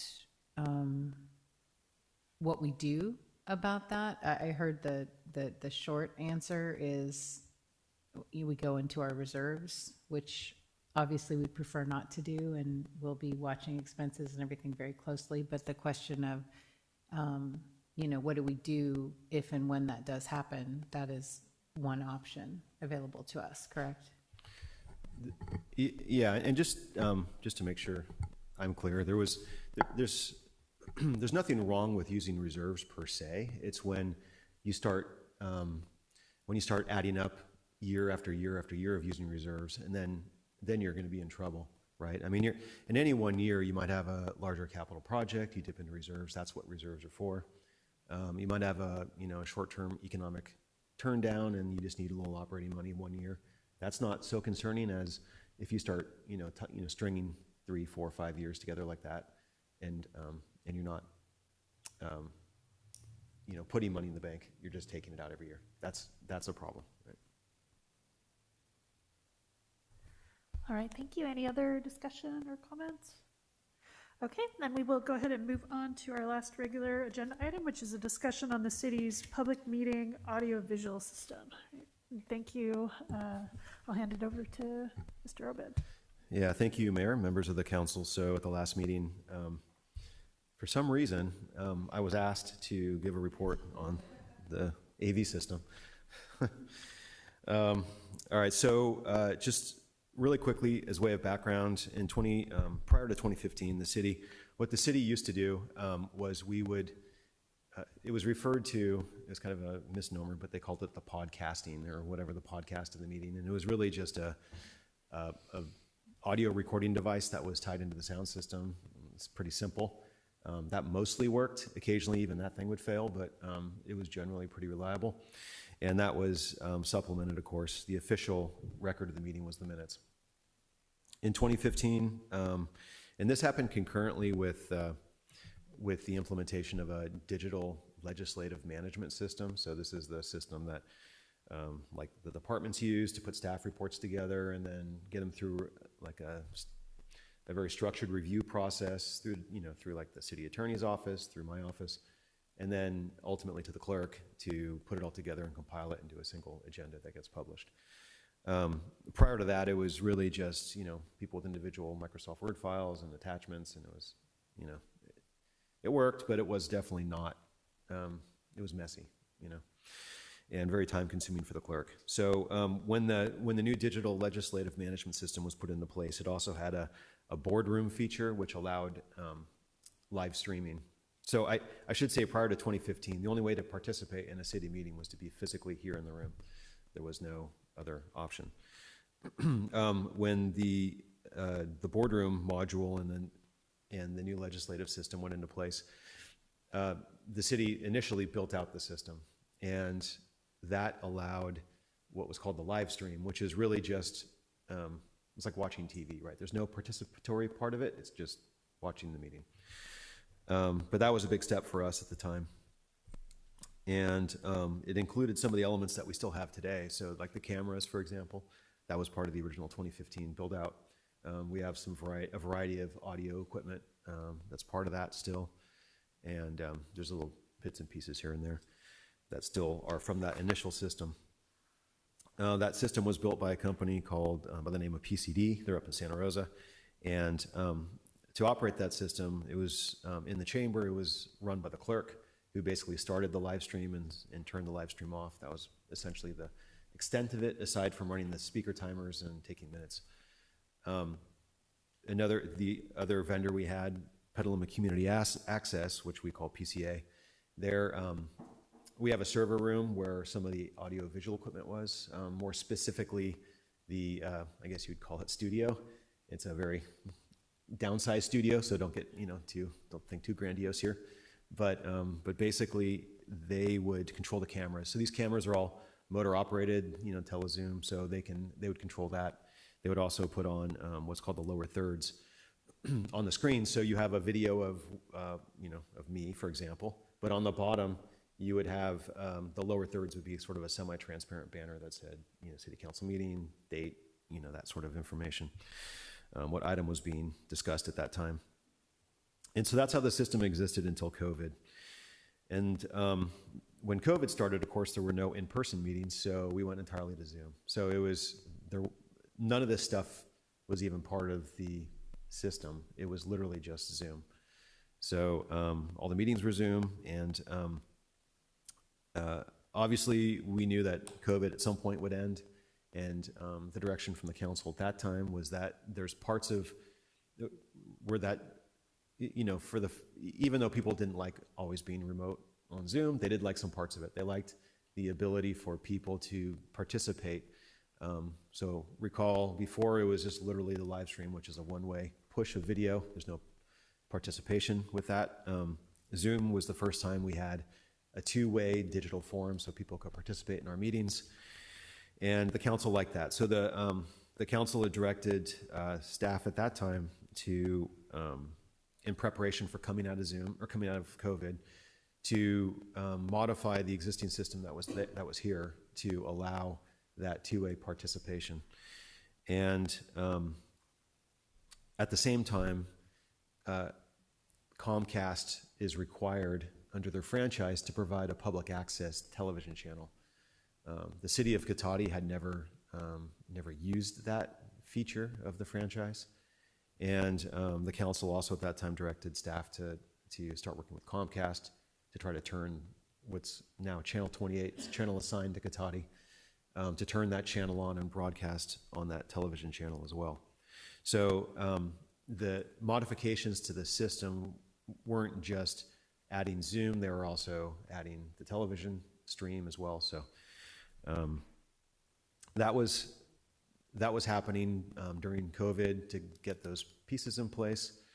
One of the things that also happened during COVID became very apparent because we were 100% on Zoom was that our meetings would start at 6, but everyone else would also get home in the neighborhood around us and turn on Netflix or whatever at the same time, and it would bog down so they have a data speed, but they don't guarantee it. And so our Zoom would crash sometimes because too many people were clogging the copper business internet service that we had. So in addition to doing the changes to the system, we also brought fiber into City Hall, fiber optic connection, which had a couple benefits. One of which is that you have a dedicated pipeline, and so no matter what time of day or whatever use is going on in the network, you always have a certain bandwidth that's guaranteed. The other benefit is that, and this is from a lesson from the fires, is that when you have copper cable, Comcast does not keep that active when the power goes out. So if there's, PSPSs or, some sort of blackout, there's battery backups in each neighborhood related to the copper Comcast service. And so when that battery backup goes out, usually a couple hours after the blackout, internet goes down. And so during the fires, for example, we had a special generator powering the pole here. So us and all the houses around us loved the fact that they didn't lose internet when the power was out, but everybody else in the city basically did. So with fiber, though, that stays lit at the point at the hubs that Comcast operates. So even with blackouts, fiber is still active, so we still can have internet service. So there was 2 reasons why we did it.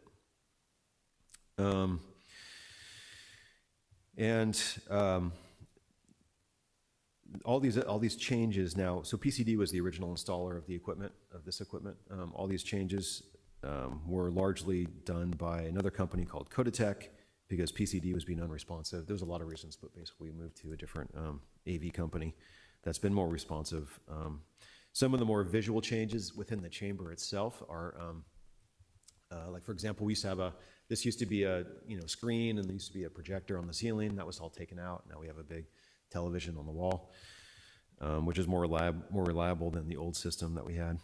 And then there's a variety of other things that happened both in terms of audio-visual equipment, but also computer equipment. So for example, now the system as it exists today, we have the stuff in the chamber, primarily over there by Kevin and the clerk's desk. Some of the equipment is behind the dais, related to like the Zoom computer. So there's a separate computer to run Zoom.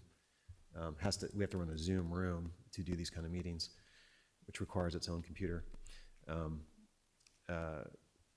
We also have more AV equipment audio-visual equipment back there, plus switching to get it to the main production area, which is our server room. And all of this is really just sitting on top of the city's network. So the AV system is really a self-contained thing, but it does use the city's network in some ways. So for example, because the system's in piece, there's parts of this system back here has to hop on the city's network to get over to the server room. And then of course we have a single internet connection to get out to the world. And I guess lastly, I'll just say one of the issues with our older system, we just are implementing a new legislative management system now because the one that we had was being end-of-lifed by the vendor, and they were going to phase it out, so we had to move to a new one, which was part of the reason. The other part was the encoder. It's a device. Basically, it's a computer, is what the old one was. It's a computer that would take a digital video signal and dumb it down to a lower quality video to put it on the website. And it was overly complicated. It was a computer, so anytime self-applied software patches or whatever, it would knock itself out, and then we'd have to figure out how to restart the thing. So it was sort of a hassle. It was a problematic piece of equipment. The new system is literally just a piece of firmware, so it doesn't have other stuff going on. Doesn't have solitaire games that lock up or whatever that cause the system to crash. It's literally just pushing out video. So where we exist today now is, I think I've described it, but we do test the system. We do test the system before every meeting. Sometimes there's issues that come up. It seems like most times there's not until the meeting, and magically these issues crop up right at meeting time. And the only thing that's been, aside from the encoder that's now replaced, the only thing that's been common is that there is nothing in common. Every time something fails, it seems to be something different. And I'm certainly not a tech expert, but I would just attribute that to a system that has been, built on over time, and it had an original purpose, and it was added onto, and it has different pieces of equipment of different vintage and lots of different points of potential failure. And so any one of those could cause an issue with streams. Typically, when we have issues, I know at our last meeting, we had a Zoom issue, which is unrelated to all of this. But, and that's atypical. You know, we don't usually have Zoom issues. Our issues are typically with the live stream, historically. And we've had little, you know, issues here and there, but generally that is the live stream is typically what the issue has been. The reasons for those vary, but anyway, the bottom line, at least from you know, talking with staff, talking with our AV people, the issues that we've been experiencing are really just about, they appear to be really about just a bunch of different things that have grown over time that sometimes don't communicate well, and it crashes in unexpected and unpredictable ways, and it has affected some meetings. And I guess I'll just conclude with saying that to really try to fix this, I think the only way to really have a more reliable, more robust system would be to just take a look at the system from the ground up. And you know, if the council wants to do that, then start, you know, contract with a vendor and explain what we're trying to accomplish today and design a system that does that in a reliable and more robust way, as opposed to sort of backing into what we have based on circumstances over years, which is how we got to where we are now. I guess with that, I'll just leave it there, but I'd be happy to answer any questions if there are any. Thank you very much. Yes, Councilmember Leos. Yes, I feel like, you know, we've been having, like you said, a different variety of problems and issues that come up almost every other meeting or every meeting, that it would be good to have an outside person come in and look at the system and make recommendations about what we should do, because it, you know, it's one thing or another. I don't know if, like you said, it's been built upon older systems, so I don't know if that needs to be stripped and have a new system that kind of works so that we don't have that in the future. But I just feel like it really needs to be looked at by a vendor or a professional, someone that knows these systems. Thank you. Yes, Councilmember Rivers. Yeah, I'd just like to,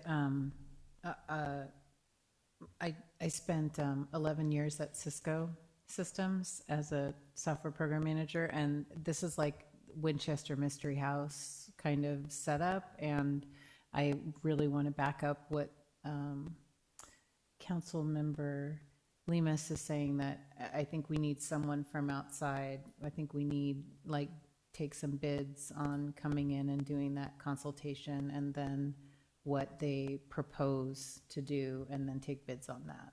I see there's like someone listed here as already offering something, and I was curious if that was put out, or is this was just one person who offered, or like, what is this Coda Tech?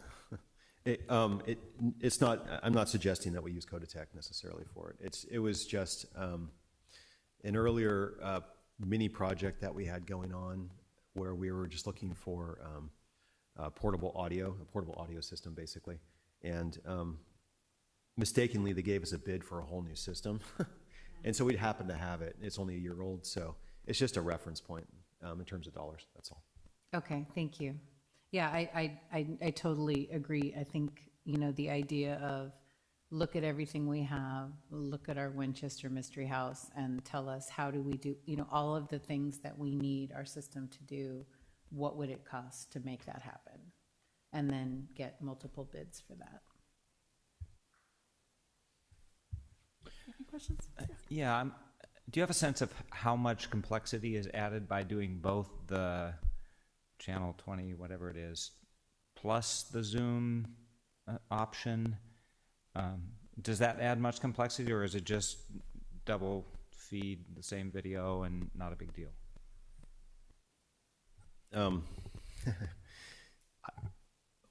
So I know, like, you know, the Zoom, for example, has its own computer, which is something that we, you know, I'd like to know if there's a better way to do it, you know, because if you have a separate computer running, it's always subject to things happening to it.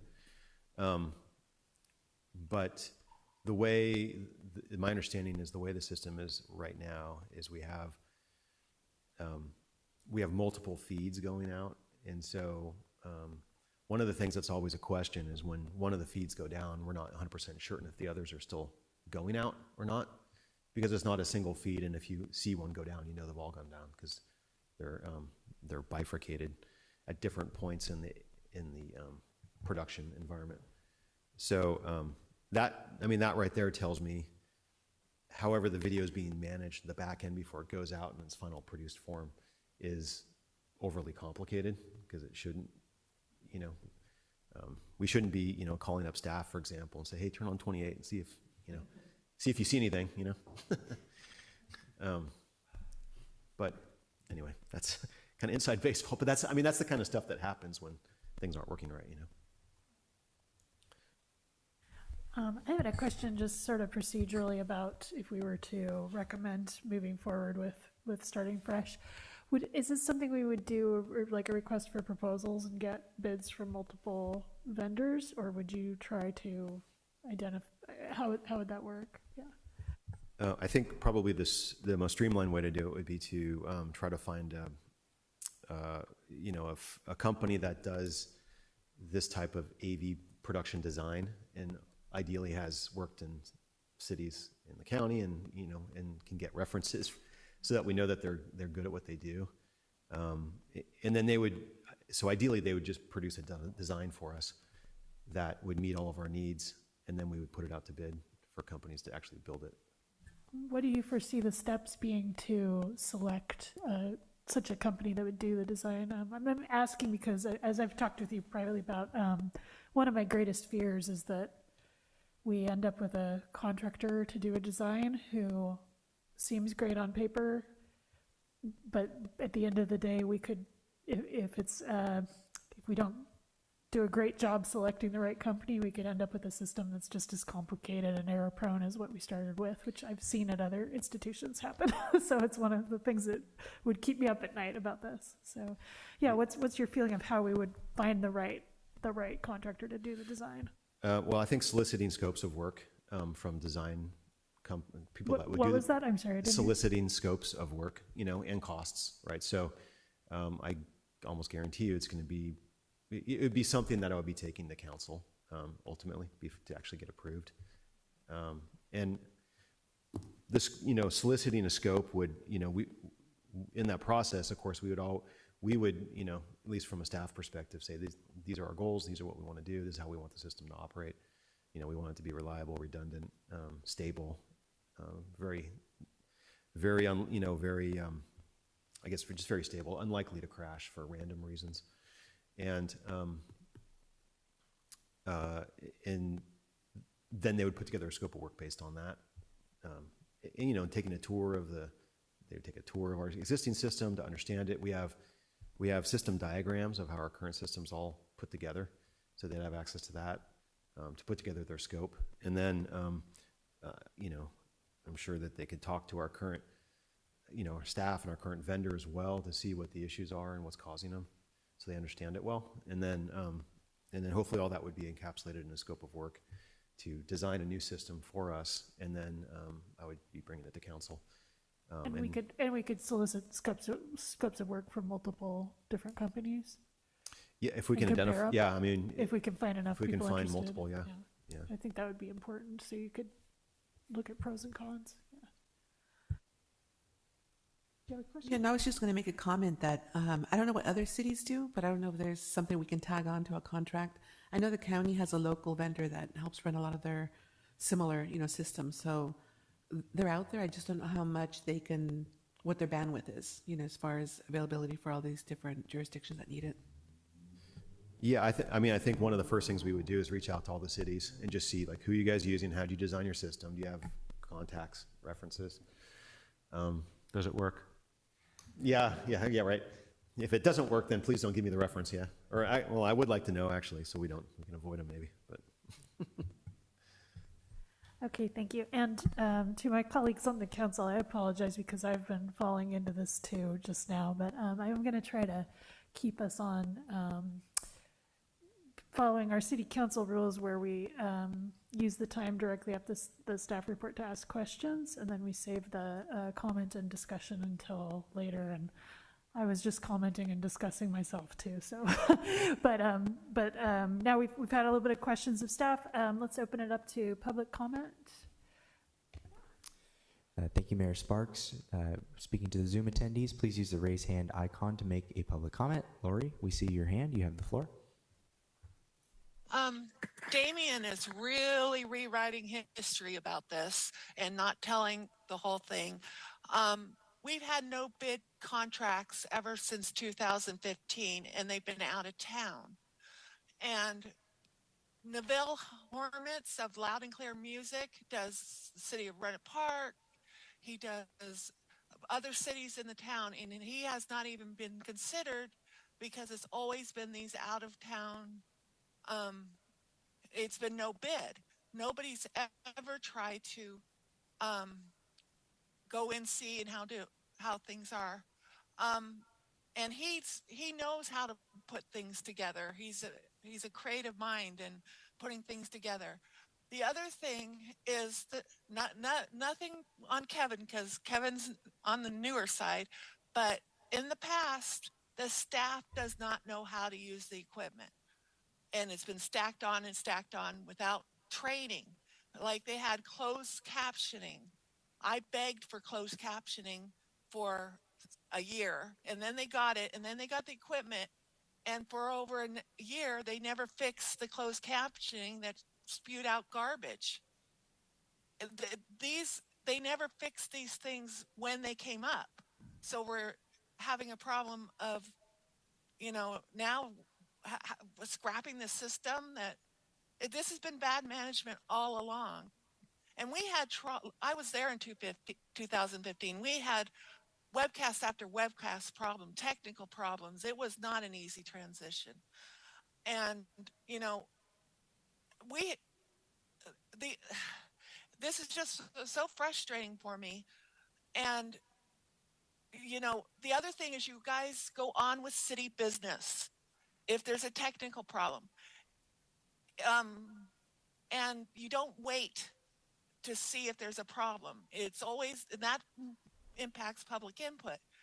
And when somebody like Neville can come down the street and come fix it during the meeting if needed, you keep getting into these high off, plans and everything when you got simple plans of having a guy down the street that would be able to do it if you put it out to bid. So this is a mismanagement problem. It's not a problem of equipment and money being spent. You really need to think wisely about how to do this and how to get rid of these no bid contracts. They're taking down our city in things like AV, the AV contract. If it had been out to bid in 2016 or whatever, when the next update, we wouldn't be where we are now. Thank you. All right, thank you for your comment. I know many of us are frustrated about the AV failures we've had, and we really are trying to figure out how to move forward and improve things. So we hear you. Thank you for your comment. Let's see, is there anybody else on Zoom to comment? No, that will end Zoom public comment, Mayor Sparks. Would anyone in person like to make a comment? No? Okay, then we'll bring it back to the council for discussion. Would anyone like to start us off? Well, I just think that we had discussed before, maybe we should have. So, I just to reiterate that we should, have the whole system looked at and put it out to bid and consider all contracts and who does the city, who does the county use? Because I know the county's works. I don't know about the other cities, but we should look at that definitely. Vice Mayor Ford? Yeah, on the one hand, there is no 100% solution. Technology breaks, period. And so I don't want to get to the point where that's what we demand, because we'll always fail. But it certainly has felt over the last year like there have been too many failures. And I think if our system is, as the city manager described, sort of built up of pieces over time on top of each other, that's a lot of points of potential failure. So it would help, I think, to identify, I like the idea of soliciting scopes of work from people who do this kind of work to propose, here's what I think the level you need to go to in rebuilding the system. It sounds like our internet service to the building is now okay, like pretty strong and robust, although that's what failed last meeting, so so maybe the focus is the within building systems, right, that go out on that internet service that we hope is robust now. But it would be interesting to hear from people who do this work some proposed scopes, like what level of system design do they think we need to do. I'd be in support of that, like working that into this year's plan somehow as we have all these extra meetings coming up. Any additional comments?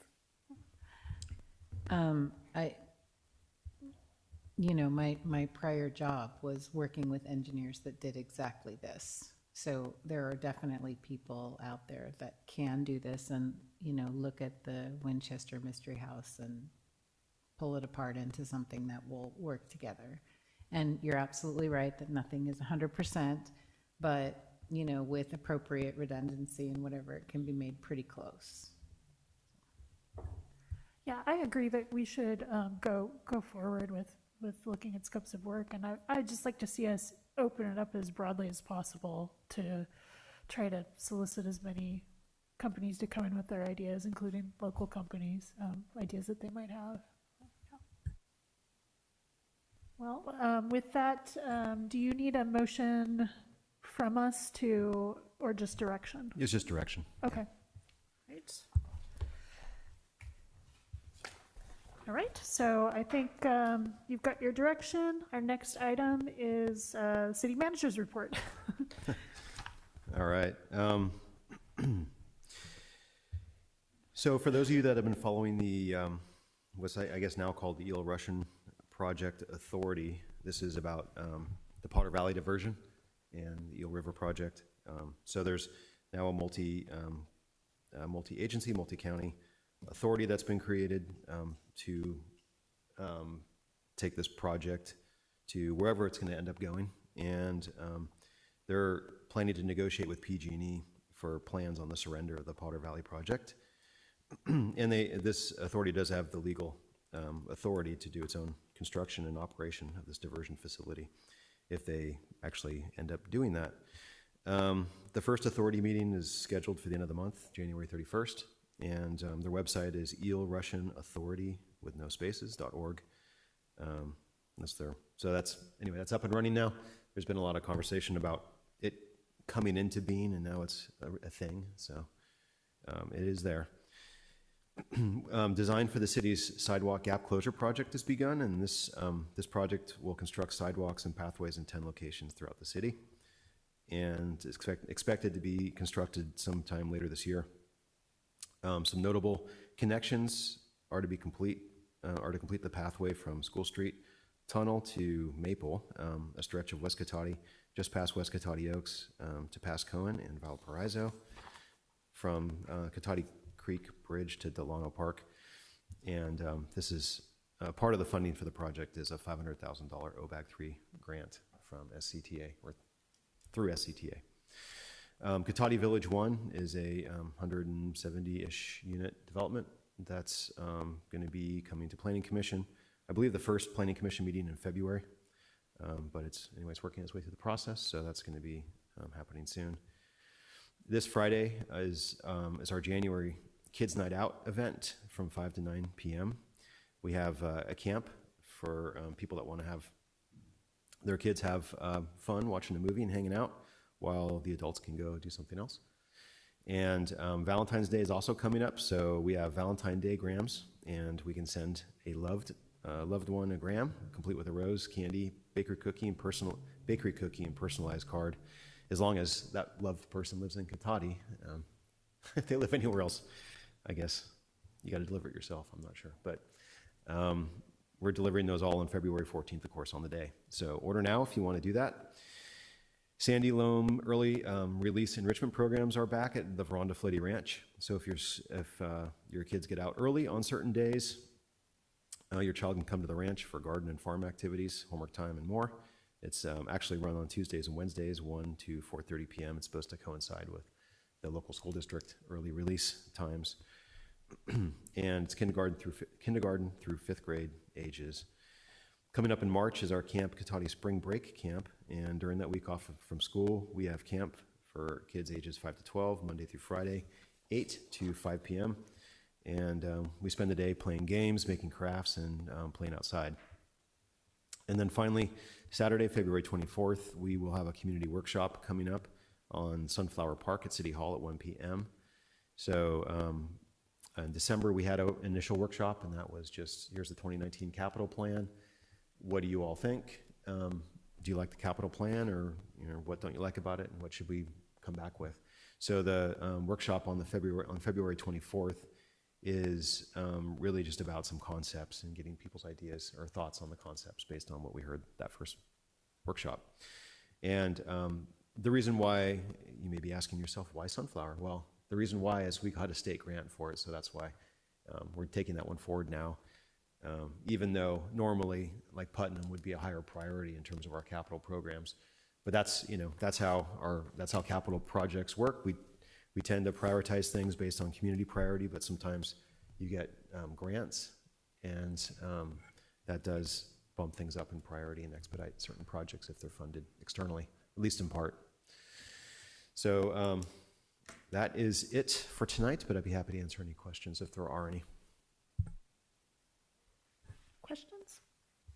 I had one quick question from a constituent. I was wondering about if you had any timeline for the small entry signs to the city on the metal posts, when that might be they might be replaced. Yeah, I was looking at the advanced agenda today, and end of February it's coming to council for award. Second meeting in February, coming to the city council for award. Are you talking about just the little signs that are this big? Yeah, the post mounted ones. Okay. Mm-hmm. Okay, great. Thank Yep. you for that update. So then it would be built in the spring. Okay. Yeah. See, I think we'll move on then to council member report. Oh, There's just go one ahead. question about that. So those signs rise to the level of needing a council awarded contract? I mean, they're like $50 each, aren't they?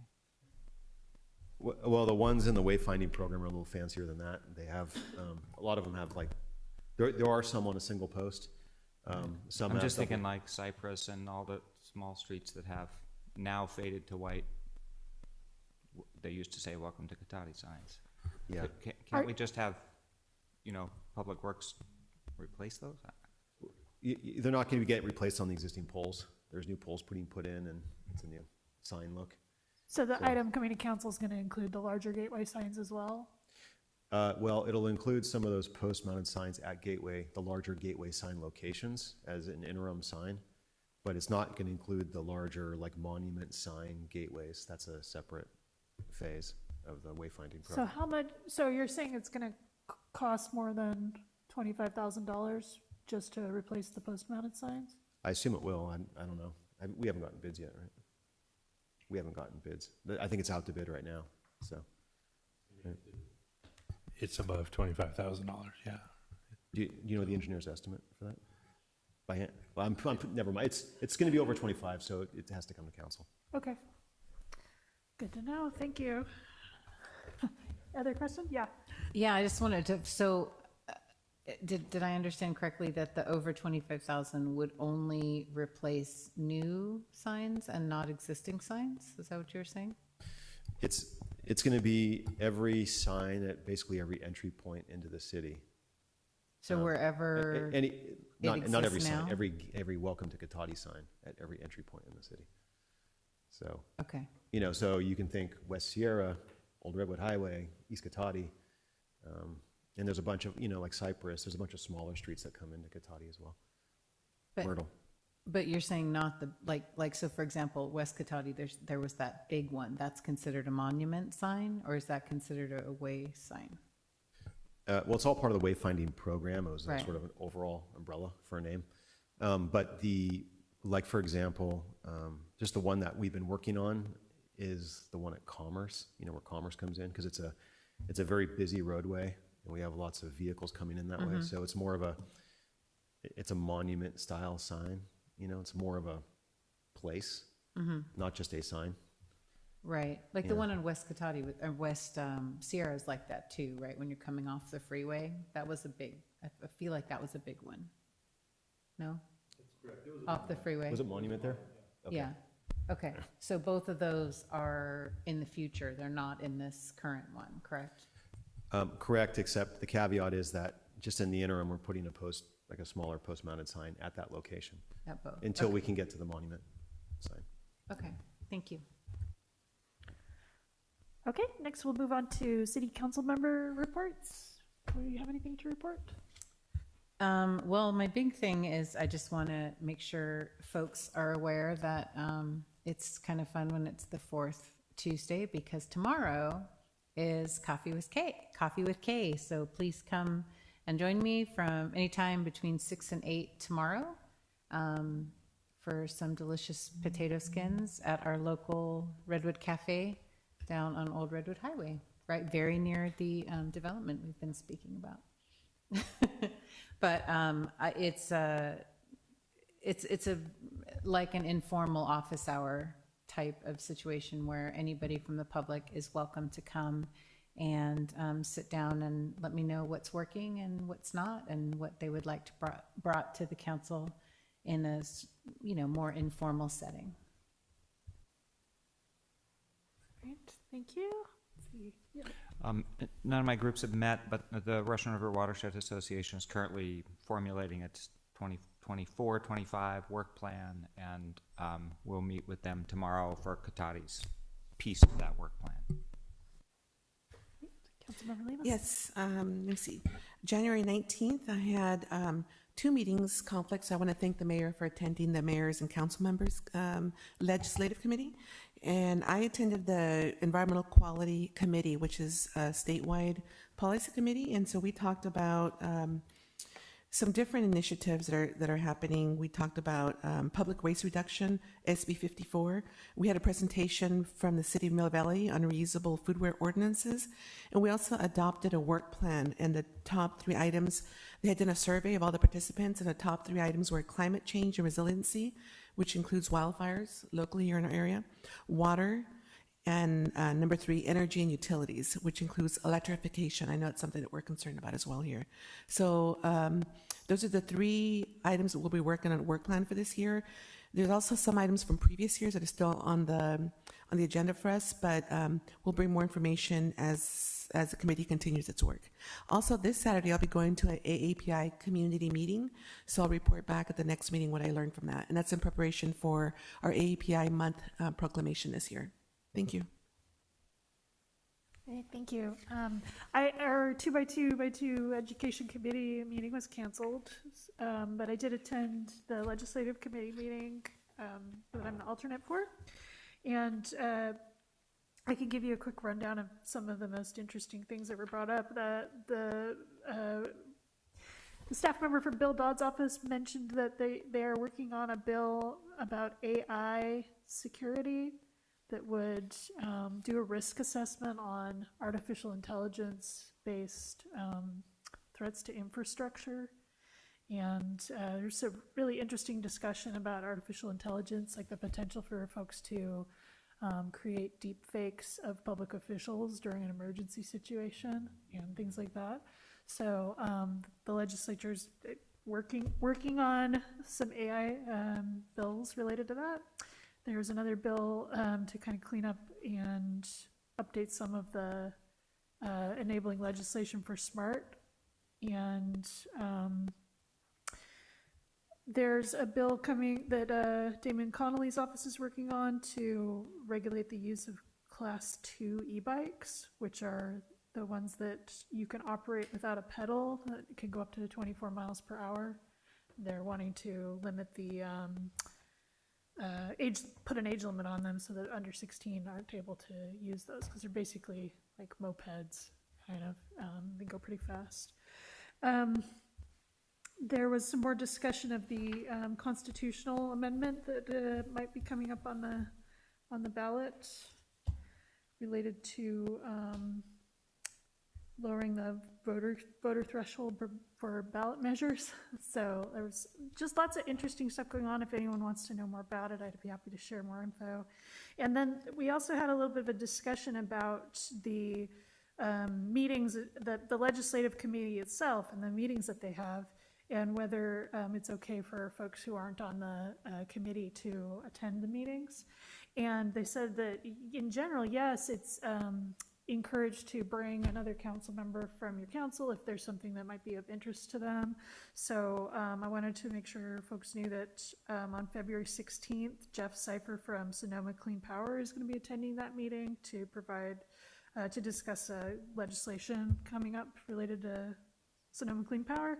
And then on April 12th, they're going to have the meeting a week early to prepare for the City Leaders Conference and get a real update on all of the legislation that people might be wanting to lobby for or against or meet with their legislators about. So that was another one they encouraged folks to come and watch if they had an interest. So that's my entire report.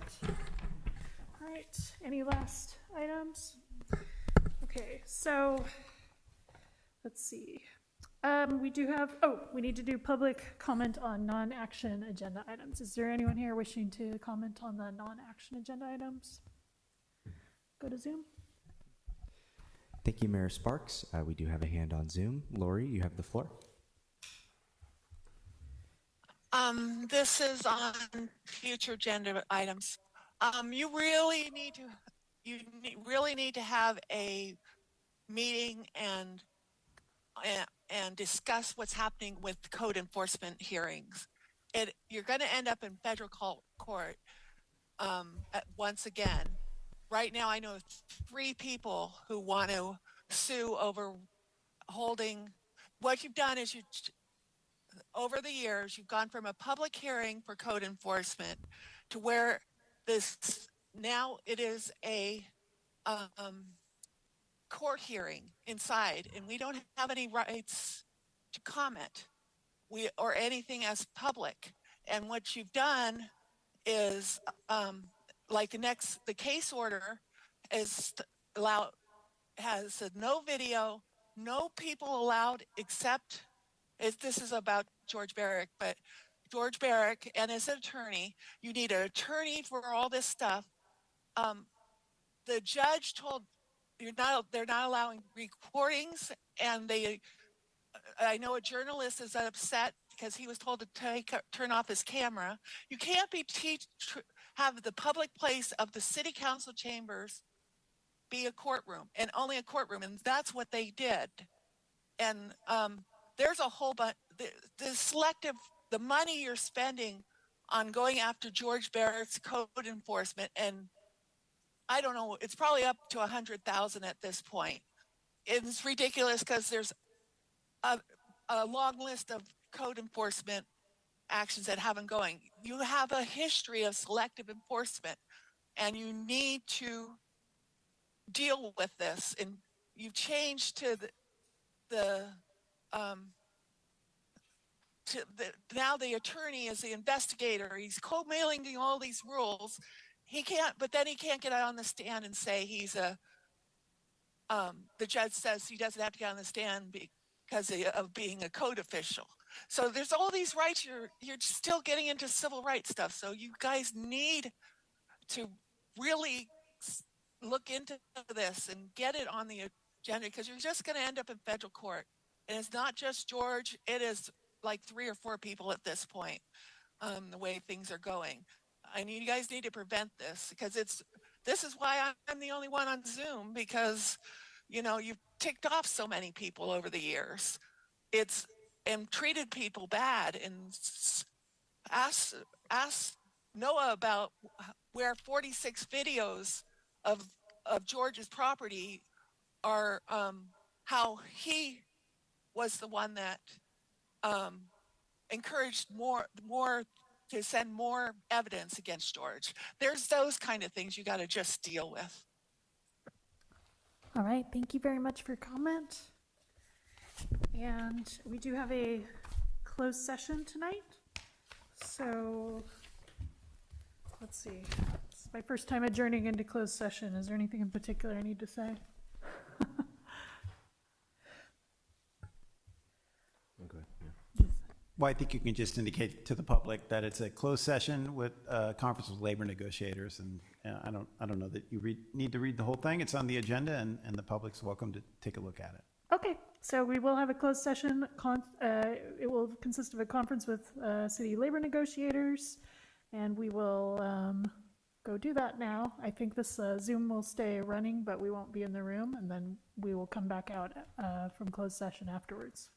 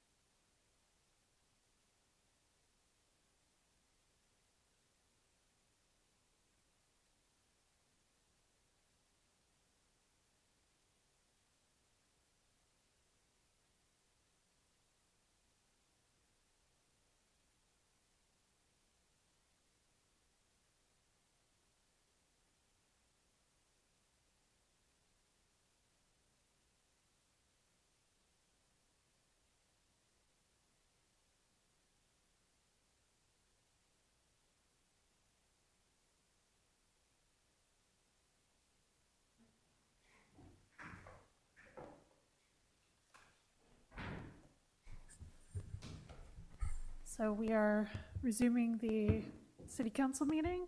We have nothing to report out of closed session. Was there any information received after the agenda was posted? There was one comment received regarding item 12C that was provided to the council tonight, as well as at the back table available for the public. Thank you. And do I need to open public comment on the closed session? No. Okay. You don't. With that, we will adjourn.